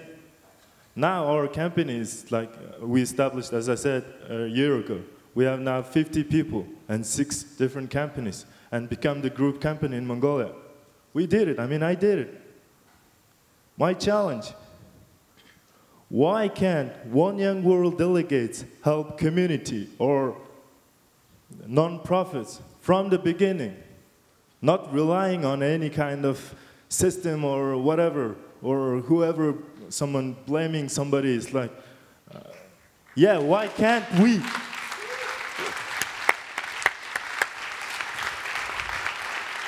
Yeah. Kate, let's open a One Young World social business fund. So when people have an idea, when people want to do something, they can have access to money. We collect it in the next 2 years, and then we create an open One Young World social business fund. We say, yes, Hans, we will open a One Young World social business fund. And know that that money will come from businesses trying to do business better. Money doesn't come from here. And transform it in your hand. We'll do it. So we need your ideas, we need your expectations. Normally we prepare something here, but I skip it now because I really would like more to listen to you and give you more the options to give us. So I will send you the presentation afterwards. Oh, sorry. It is okay for you, Daniel and Leo, because their preparation, the whole presentation, but I think it's better to let the spirit express here. Huh? It's okay for you? Yeah, great. Good. And I wanted to say something, sorry. Just to add on to the guy who was talking about case studies and university activities, because that's maybe something we can mention. That's something we do at the Grameen Creative Lab. We want to promote social business within universities. And we've done lots of different activities within the past years. We've established, or we helped us to establish social business chairs, social business institutes. We have joint initiatives, incubators at universities. Because we strongly believe this is really key, like educating young people, like all of you, not just to make profit, but to give them an alternative. Because when I was studying, and that was like 10 years ago, I didn't hear about that at all. It was just like for-profit businesses, for-profit businesses. So there's a lot we need to improve, and anybody who has like connections to universities, who wants to see social business within his university, just let us know, and we work on that. We'll develop case studies, we spread the word, and yeah, we promote social business further. Good. Thanks. We. So let's, what was your name? But he just said, let's talk more about from I to we. It's all about we, it's all about you. So let's talk about I, let's talk more about we, okay? So what we can do, I give you, no, sorry. He was on the very first moment here, huh? You was one of the first guys, so, and then you. So, sorry, I come back to you. Hello everyone. I'm in the process of setting up a social enterprise called Rise Africa Rise. And I want to ask you, as the One Young World community, how can we support each other or aspiring social entrepreneurs to become successful and give each other the support that everyone needs? That's my challenge to you. Great. Good. Come over, sit down here. Okay, thank you. Yeah, come back once by once. Hello everyone, my name's Charlie. I have a challenge for all of us. I absolutely agree with what was said about it. It comes down to the individual. Corruption's the individual. I think if we're going to change businesses, and I think for me, I may not love capitalism, but I think it's here to stay. But I think the way we can change businesses is by changing our behaviors as customers. I think ultimately, you know, we say we hate our money, we say we hate cheap companies, but we go and buy it, so you know, it makes us as bad as them. If people change their behaviors as customers, if people refuse to buy from companies that had bad practices, then they would have to respond. Good. Thank you. Can we go back? You give us from the beginning here. Hi, everybody. My name is Joseph. I'm from Nigeria. There's one very important point everybody has not talked about here. I don't want to mention companies, but in Africa, most companies are making a large bulk of their profits from Africans. I don't want to mention names here, but we know a lot of beverage companies selling drinks in Nigeria, Coca-Cola, and a lot of them. A lot of their profit during the economic recession, Africa was one of those continents that helped them remain sustainable. So what I want to say, I want to challenge global corporations to not only, I understand that some of these corporations have taken advantage of the fact that we have bad economic policies, some level of corruption, and so they're taking advantage of this fact. So what I want to challenge global corporations, not only to take advantage of the fact that Africa has a large population base, Africa has a lot of people who are interested in getting access to cheap products. I want to mention one point. There's one particular company that produces a drink, and when I took Coca-Cola here and also other countries, I saw that, sorry for mentioning the company, when I took a drink, a lot of drinks actually, I took that drink in Germany and the UK, I saw it is totally different from what we are taking in Nigeria. I don't understand how the difference is coming by. These companies are making a lot of money in Africa, but nothing is done on the social level. These companies claim to do a lot on CSR, corporate social responsibilities. I don't want to mention some names, but in the Niger Delta region, for example. Say the names. Okay, for example, Total. Okay, Total Nigeria. They said they were creating an hospital in Nigeria to cater for people who have health problems and the likes. This organization created these hospitals. All they do is, on the first year, they make it available on the media. Everybody says, oh, Total has done something. And the next year, you go to this hospital, you see no doctor. You see no beds. It becomes a very empty place. So most of those companies put it on their global news, their magazines, their yearly reports that they've done this in Africa. I'm here to tell you that nothing is done. I have students. I got a scholarship from Total when I was in my 100 levels. Presently, I'm in my final year, and also got scholarship from some other firms. What I want to say is, Total, for example, claimed to give scholarship to students in Africa from the start of your studies to the end of your studies. Now, what they do, I collected that scholarship just once. But what they put in the media is, students have been given scholarship, they are given the scholarships every year, they are given this, but I can tell you we are given nothing. We are probably paid once, and the rest, nothing has been done.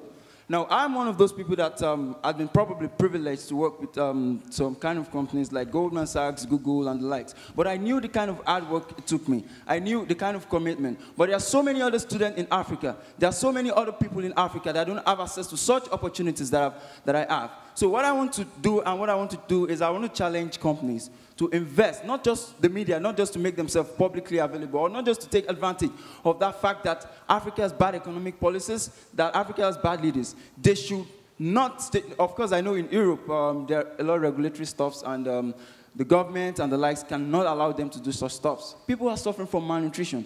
You know, companies, the standards they take here in Europe are not the same standards in Africa. They change the products when it comes to Africa. So I really want to challenge corporations that are here today to really do invest in Africa and not just make money from us, but do stuff. Thank you. Thank you. I will come back to you because I had this good luck to talk to Wangari Maathai. Do you know her? From Kenya, Wangari Maathai? Unbelievable personality. She was 26 when she starts, 25. She told me her story. She never gave up to believe on her dream when she was 25, 26. She get beaten up, she get into prison, she did everything, but she didn't give up. Today, I bring a special video message from her to you at the end of the speech. And Wangari say always, what companies have to do is to create jobs in Africa, and not only to bring out the oil and the gold and all this. They have to create jobs. Okay, okay. I'm gonna never speak unless I stand up. Hi, my name's Roger. You can dance, right? You're a dancer? No. No. No. You're a musician? Nah, kind of. I was born in 1994 in Kigali, Rwanda. This was the time of the Rwandan genocide. I'm happy that you brought the UN up because I would like to talk about them, please. I was born around the time my mum saw UN troops leaving with families, foreign nationals with their children and their dogs. And my mum saw them leave while the Hutu militia came in and slaughtered 1 million people in 100 days. Firstly, I'd like to thank Kate and David for inviting you, Mohammed Yusuf,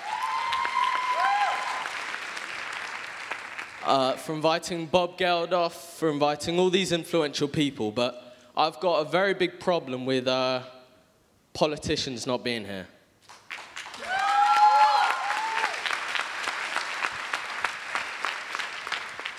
We take months electing them, we vote for them, and they're not here.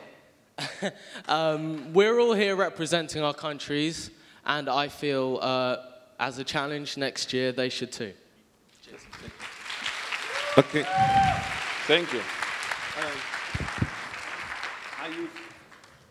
Hello. Hey, can we have a big hand to these technicians? They're working since 3 days, standing up. They are always the first to come. They're always the latest to go. I have so much respect from these guys, and always in the backstage, and just then we can hear each other. Great guys. So, Kate and David would be not Kate and David if we were not thinking on this. And that's why we're starting a cooperation between One Young World and the Grameen Creative Lab and the Global Social Business Summit. On the Global Social Business Summit, what we tried since 2 years ago, we invite politicians the first time this year as well. I didn't like to talk to them in the beginning because I'm an entrepreneur. I do my business and I don't need politicians. But I know today they have to listen to us. So we did with Kate, and we say we make a special agreement. The Global Social Business Summit is installed by us. We doesn't accept any donation. We doesn't accept any money from outside. We work with our brain, with our hand, make money, and then we invest it. So normally we have to ask between 750 and 1,250 euros to participate and to pay the costs, food, room, and this. Because we want to be independent, that's why we doesn't accept outside money. But we did an offer with Kate, and they say everyone from the One Young World can, inclusive food, can participate by 350 euro. And if somebody have a problem, write me an email. I will try to find a way if you can't do it. Kate give you all my email address and stuff like this. So it's 350 euros for you. I would like to show you the movie number 3 and see what I will do in exactly 100 days after the One Young World on around the 10th to the 12th of November in Vienna. You are mostly welcome. We will have the UN, we will have the European Union, we will have leaders there, and everybody who comes, I will have a directly connection. You will have time to talk to these people very closely, very close by. And if I can have the movie number 3 On screen, please.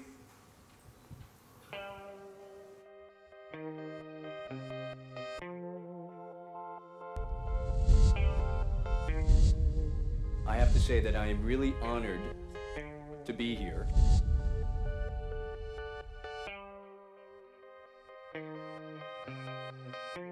This is usually not our market. It brings life into the company. He thinks we have a lot of potential to make a big change, and it's in our hands. We have selfishness in us, but at the same time we have selflessness in us. On the basis of selfishness, we created a business. Okay, that's fine. But what about the selflessness? Why don't we create business out of the selflessness? We will be 345 people. More than 100 companies will be represented, 20 universities all over the world, and a lot of young spirit.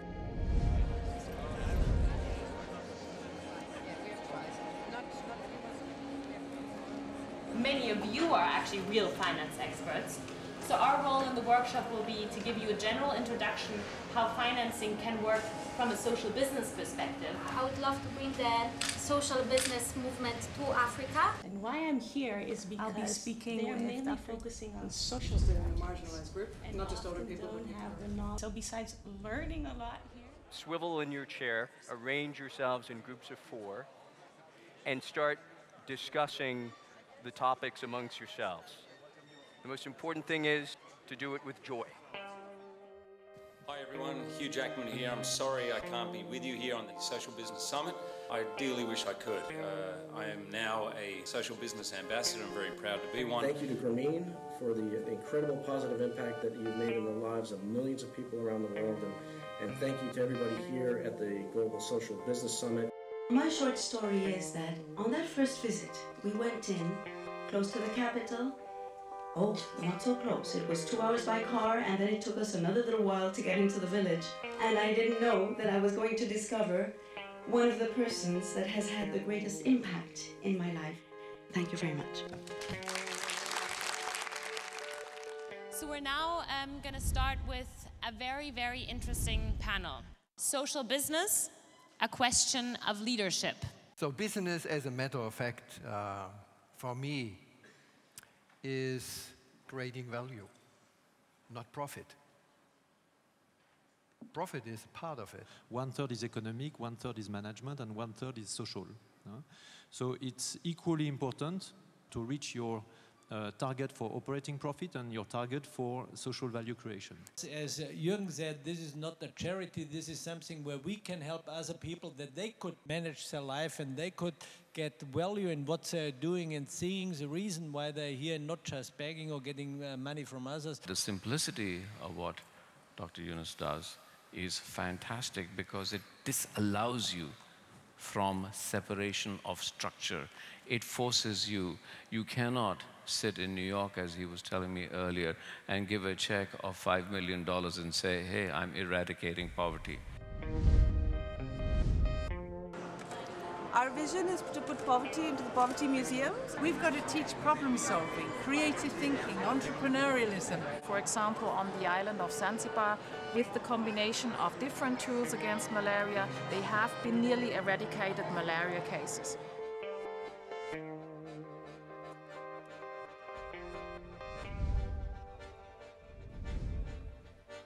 You can praise or try to save the world, or think, oh, we're destroying the planet, or let's protest against this and that and that. But how many people are there to give an example, to start? Business to impact on people's life, touch other people's life. It's possible. And that's the business I started gradually calling them social business. Thanks a lot. Thank you. I am very happy to meet all of you for this feedback session with Professor Yunus. Also, it's not time to overcome the separation. Asking questions, the right question. I'm impressed. Impressed and very inspired. Believe it or not, he's changing everything. One day, poof, you're going to see that there is no choice but social business. It's true.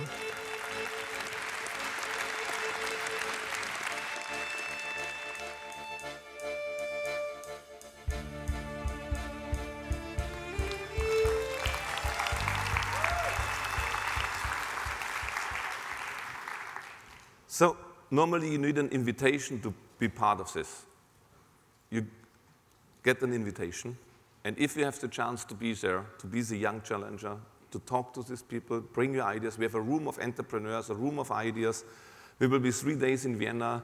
There will be people from the United Nations, European Union, government people from Brazil, leaders, but it doesn't work without you. So we have a lot of young people already there. Dominic and, where's Dominic? Here. And Daniel and Leo, they have invitations for you, so pick them up, write us the email, and whatever we see, hopefully we see in 100 days to see the following up of the One Young World and see what's coming out of these sessions today. Wow. Yes, yeah, just make a, we have, just a moment. Yes. We have, I am the first.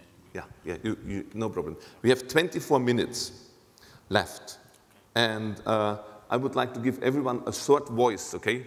And then just a short comment of 10, 15 seconds.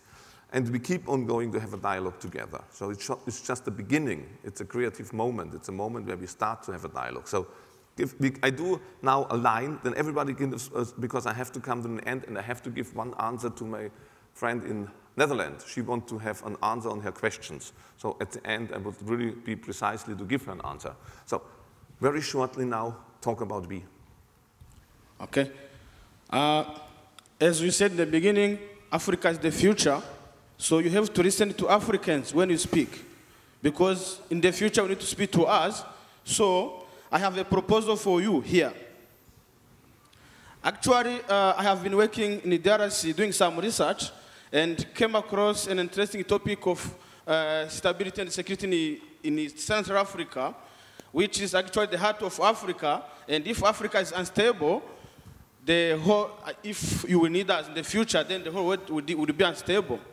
So it's about, in the Eastern DRC, there is currently 27 armed groups, and most of them, they are resource-driven. And when I spoke to the UN staff on the ground, and again, the government officials, I realized that child soldiers are recruited because they don't have alternatives. Yet, DRC is a sleeping giant. There is an empty space that is unexploited. And so the government, the governor of the northern Kivu province told me, so if you think you can do something, why don't you start? Then I say, how do I go? I am not from here where I am from across the border. How can I go about it?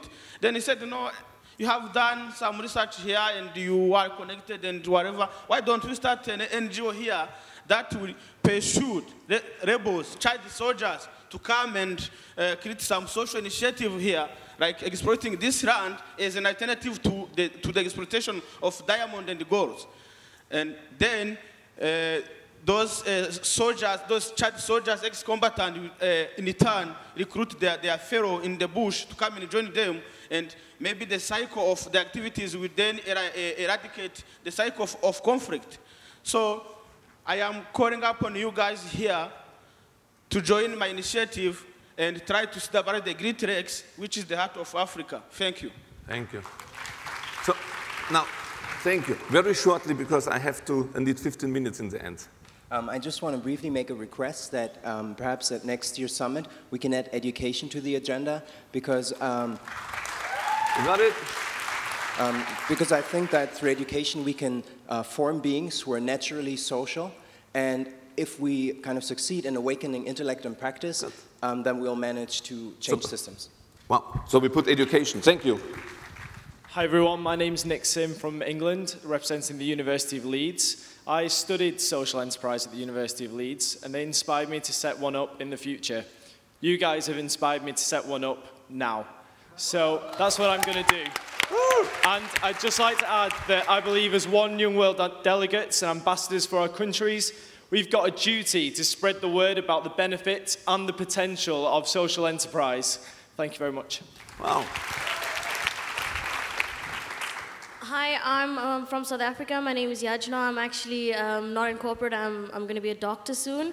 I'm working with the NGO in a series of social outreach projects. And my question is, legally, in terms of setting up a social enterprise, is it protected from corruption, firstly? Is it audited? Or is there a special criteria or policy that's put into place to protect social enterprises?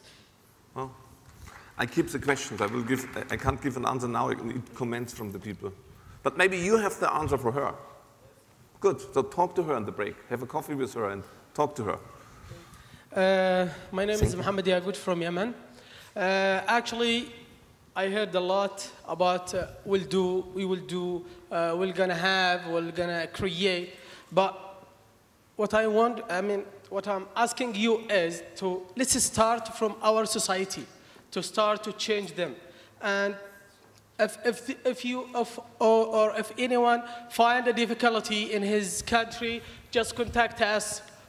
We are all brothers, we are all one young world, and then just contact us to solve any problem you have.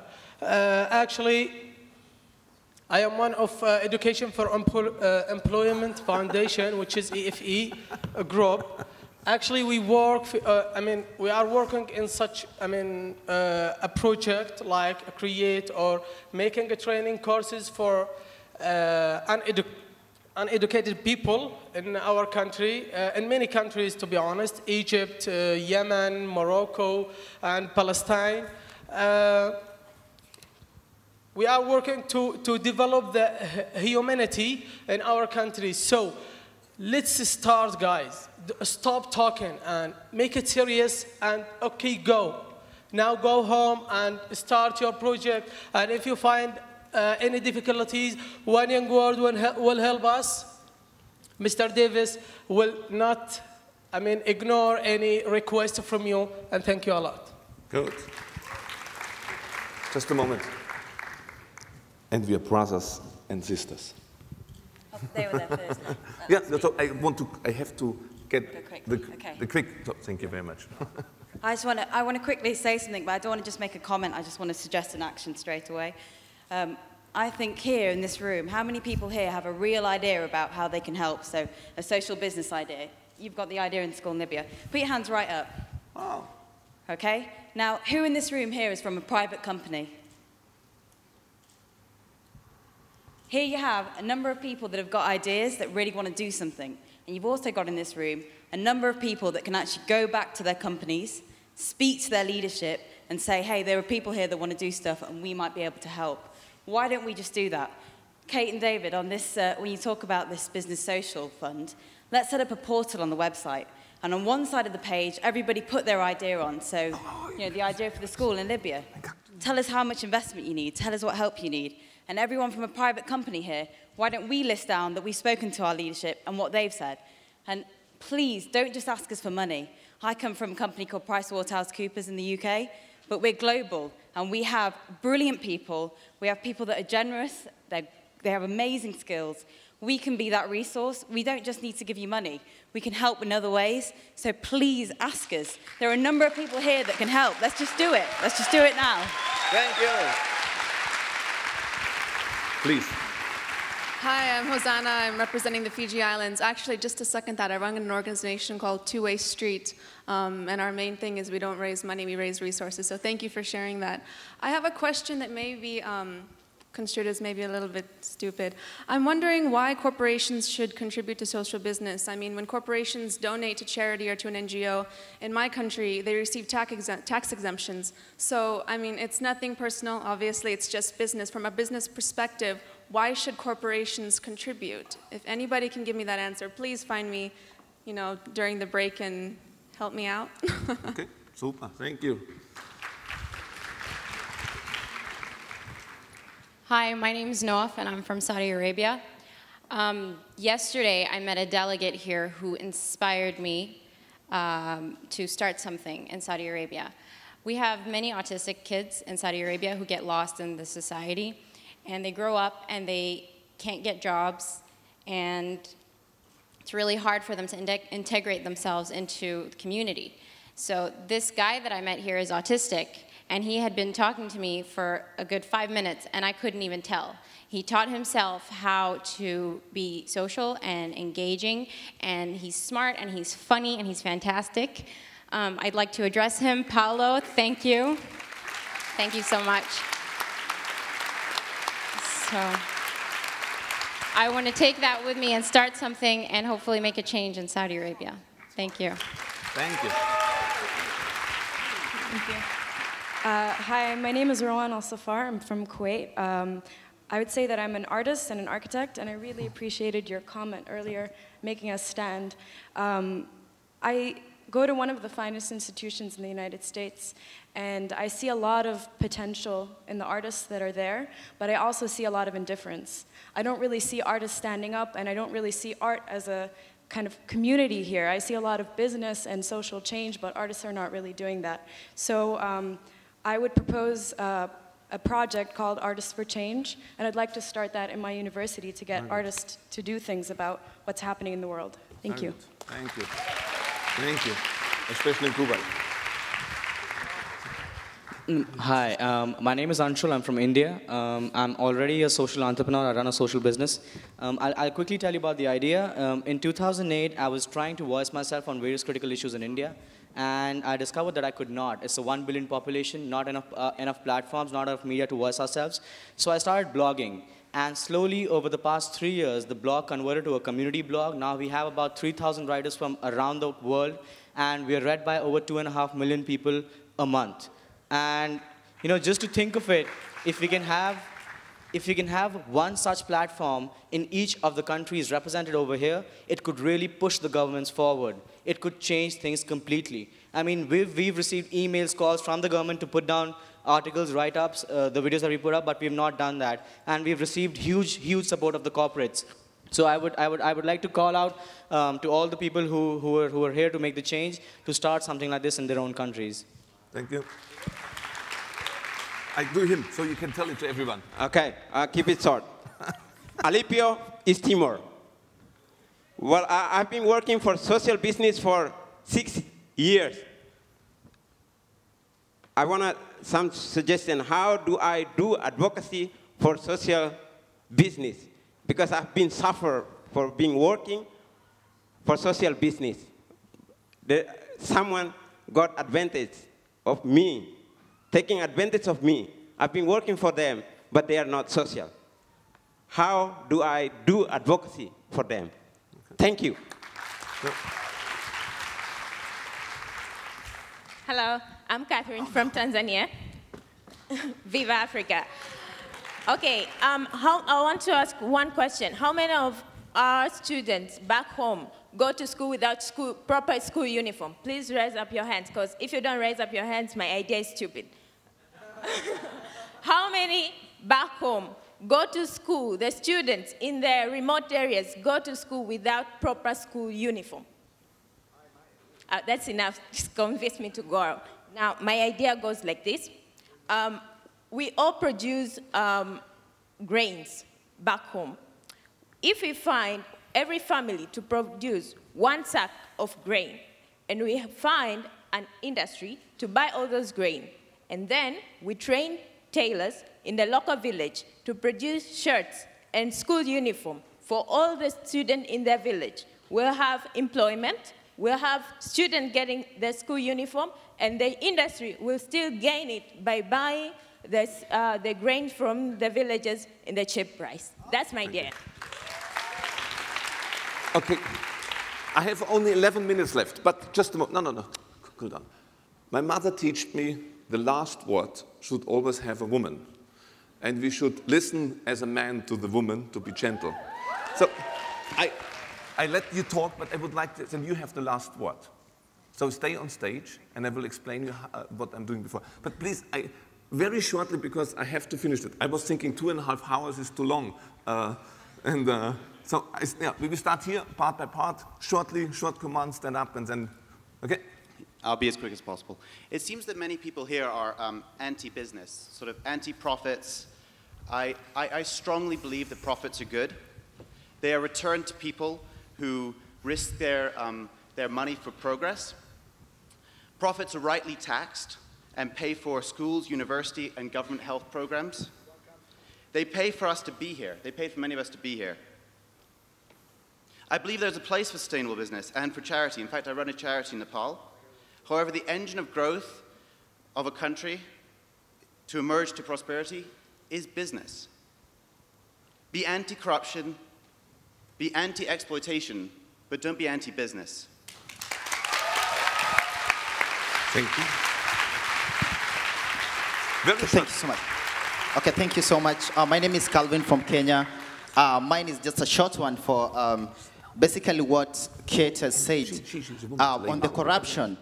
And what I want to say is that, you know, most of the social businesses are mostly supported by different companies and all that. And you find in so many countries, they channel this cash or this donation to the government, and the government is the one that funds these social businesses. So the government relies maybe with the bank. So my question is this: you find that so many government officials, like maybe in different ministries, guys will take that money and they will like corrupt that money. They'll eat that money. So that money won't be seen anywhere. So my question is this: you have said that yes, I know we are the ones who are like responsible in corruption and all that, but the government itself, the leadership there, they are the most corrupt people. And the problem is that, you know, you cannot follow them because, you know, they have the power, they have like all the connection with all the big people. So I just want to know, like, how do we like follow them so that maybe are they like, how can we audit them and really follow them so that they don't take the money that belongs to the citizen, that the citizen can use to do some big stuff. Thank you. I have only 2 people chance, and then after the word. So I give it to you and to him. And then we find maybe a way after the break, okay? Okay, good. My name is Usman Bab, representing Sierra Leone. My suggestion is that our national school curriculum needs a fundamental change. I think we concentrated so much on learning the physics, the history, the geography in class, and little or nothing is done in school to address these pressing issues that we face. Therefore, as one young world delegate, I challenge you all to go back to your country, and if we could form a unique curriculum that could address these issues that we face, so that we could introduce that to the government and the government pass that into the school curriculum, then we could have more students that are interested and not just those of us who I consider to be lucky that are here today, so that it could be discussed in all schools and these children will be able to take actions. Because right now, especially in Africa, we are only being taught mainly the subjects to follow and not to come up with creative thinking. So I think we need a change in the school system. Thank you. David, can I have 5 minutes more? Yes, okay, so everybody get a voice. Just shortly, okay? Thanks. Hi everybody, I'm Swagat from India. And I'd like to share something with you. It's very small. People ask that how do we support and how do we see the growth in the social business? So I've been involved in a business that we have been running in villages where we train people in the areas that are poverty-stricken, and we train them to work. So at the end of the day, the company gets cheap labor, they get a profit, the poor people get business, and they get the money. And at the end of the day, you're making a profit, and yet you're making an impact. So what about that all of the businesses that are running right now, think about in this term, think about being social and capital, being capitalistic at the same time. Because we all know that without being capitalistic, we cannot run the world, because we obviously need cash. We obviously need money to run the world. So that's about it. I'd like all of you to think about it. Thank you. Guys, I'm Saur from India. A quick call to action, especially to the guys from Asia and Africa. 90% of our people there do not have access to clean drinking water. Go back donate or take one water purifier to a village near you, train one person to sell it for 1 cent, 1 US cent per liter. He will be able to sell, he will be able to make money, and you will be able to make difference. I made the math, you will be able, if all of us do this, we will be able to give clean water to 200,000 households, which is 1 million people on an average. Let's do it, guys, let's do it. That's an action plan. Thank you. Hi, my name is Ross. I'm from representing China. I just want to say, social business is facing loads of challenges, and especially like in my country, a lot of times businesses are confronting with basically regulations doesn't deny their existence. So I just want to say, I think social business require courage. Whatever the obstacle is, somebody has to stand up and say, whatever the problem is, I have to be there because I'm aiming for a good cause. The other thing I want to say, I'm also representing KPMG. So just as the girl from PwC said, basically we're the financial experts. We are actually helping business, social business, and individuals to come up with business plans that it is sound and workable. So I think we like any company, I urge everybody like us who has the expertise to go out there and help the business there. Thank you. Hi, I'll be quick. My name's Umar, I'm from South Africa. I fully agree with my brother from Nigeria and my sister from the UK. We need to hold companies or businesses responsible for their CSR initiatives. They should not be giving handouts. They should be investing and reinvesting in social businesses. I am personally going to do this in my company. Yeah, Hi, I'm Eske Skewinius from the Netherlands. 2 short points. First, I want to second what the girl from PwC said. I work at Bain & Company, a global strategy consultancy. I see in our practice that there's a lot of very smart people in business, very open people, and I want to help you. Ask them first. Second, we talk about entrepreneurship. We should also talk, or you should think about social entrepreneurship. If you go into business, you can change it. Kate said that bribes, they happen because one person bribes another. Corporations are just groups of people. So if you go into a business, you can change it from the inside. And it's a very powerful tool as well. Thank you.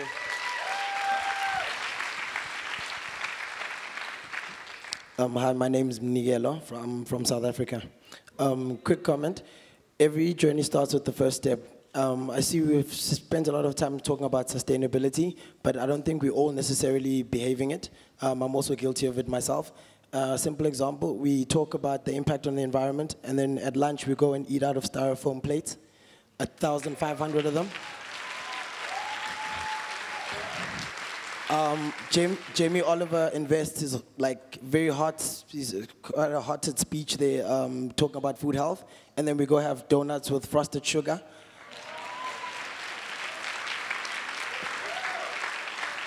And not to pick on the venue or anything like that, but all I'm trying to make is let's make our first step a behavioral change. So if you speak it, don't forget to live it as well.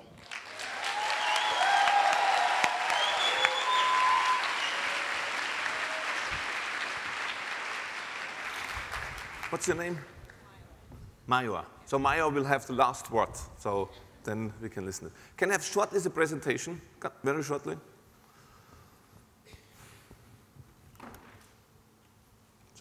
I go over this very quickly. Just want to show you the last slice. This is all what we... This is, by the way, the people who started 2,000 euro business, and they're already very, very much successful. But I send you all the present. Okay, here we are. So 7 steps. 7 steps on Daniel. Now, what was your name from Netherlands? Daisy. So for you and for you, that was my simple experience. I'm not sure if I'm right or wrong. But in any case of business, this is what I think it counts. First of all, set you a goal. Write it down. Put it on the wall and never give it up. Secondly is plan a financial sustainable. In social business, you don't count to anybody else. You are the entrepreneur. You don't need a tax reduction. You don't need anybody else's help. Ask a good constellation, but make it financial self-sustain.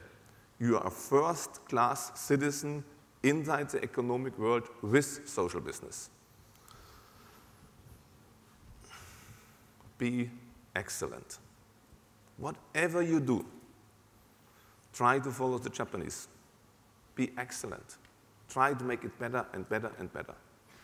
If you want to do a social business, to give every child, every person a computer, be better than Apple.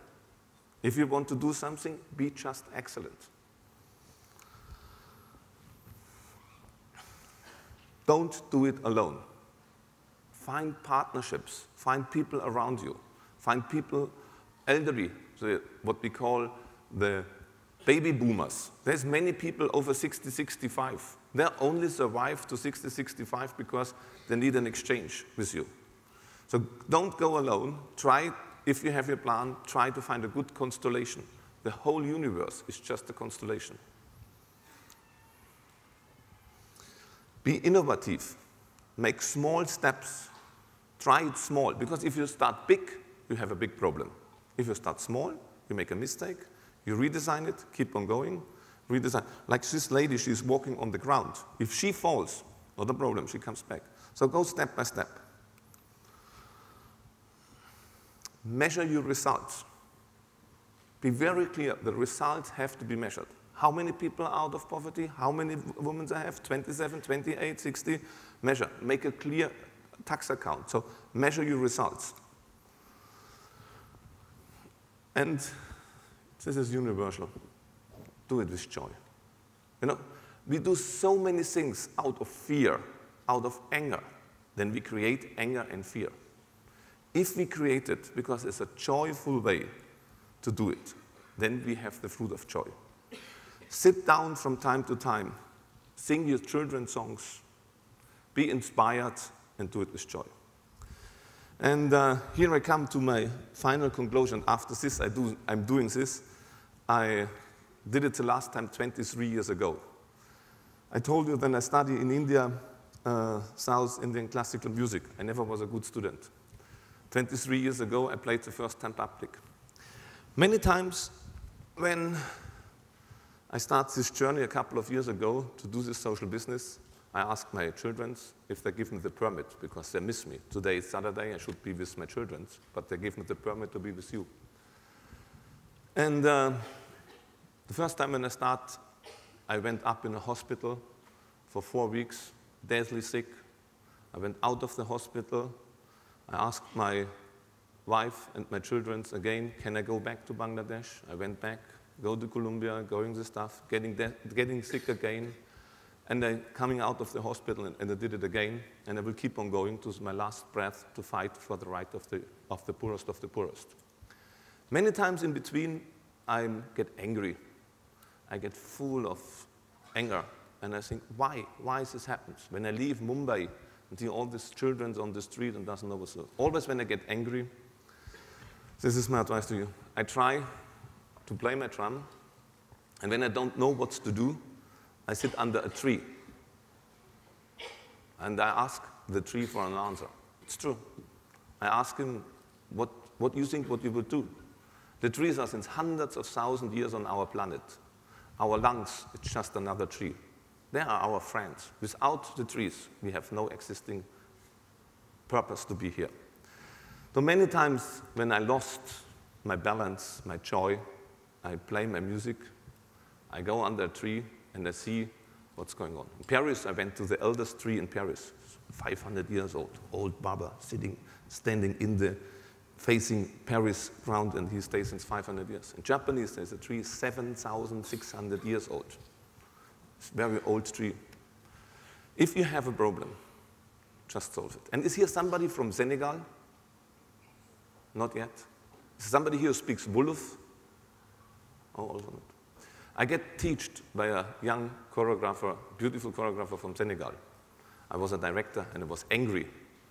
And then she said, because I had a problem with somebody else. And then I say, you have not a problem with him.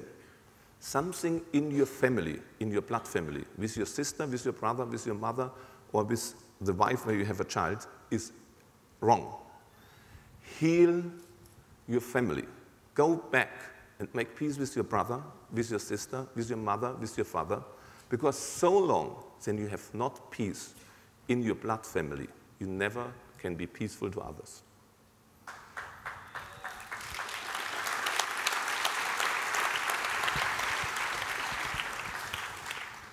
And we never can give this back, what the mother gives to us.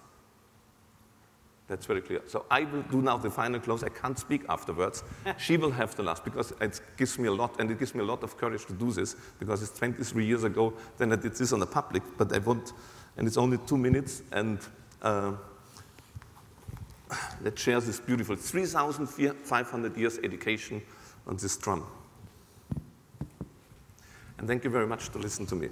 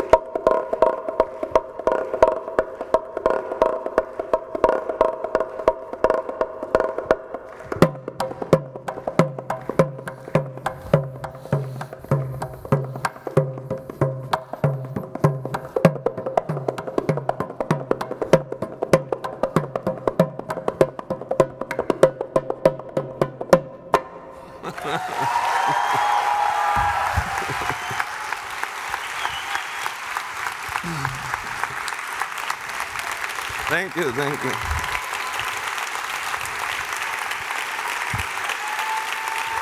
Make it just laugh. It's your word.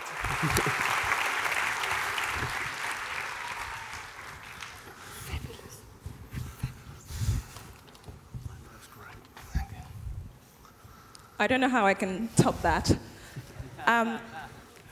So what I sat here for, what seemed like an eternity to say really is, even though we've heard a lot about business and we've heard a lot about how business and social business can change our societies that we live in, I really don't want us to forget the role of government in changing the circumstances that cause all these problems that we've talked about.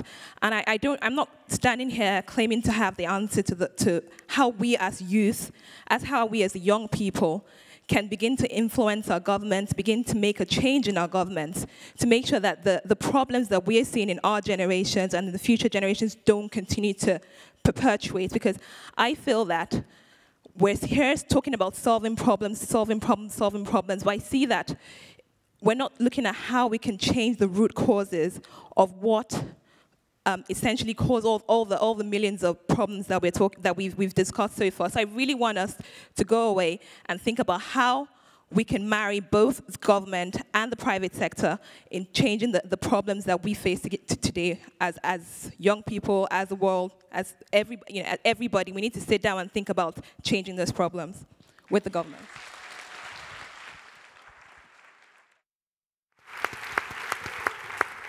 Can we just give a massive round of applause to Hans for an amazing session?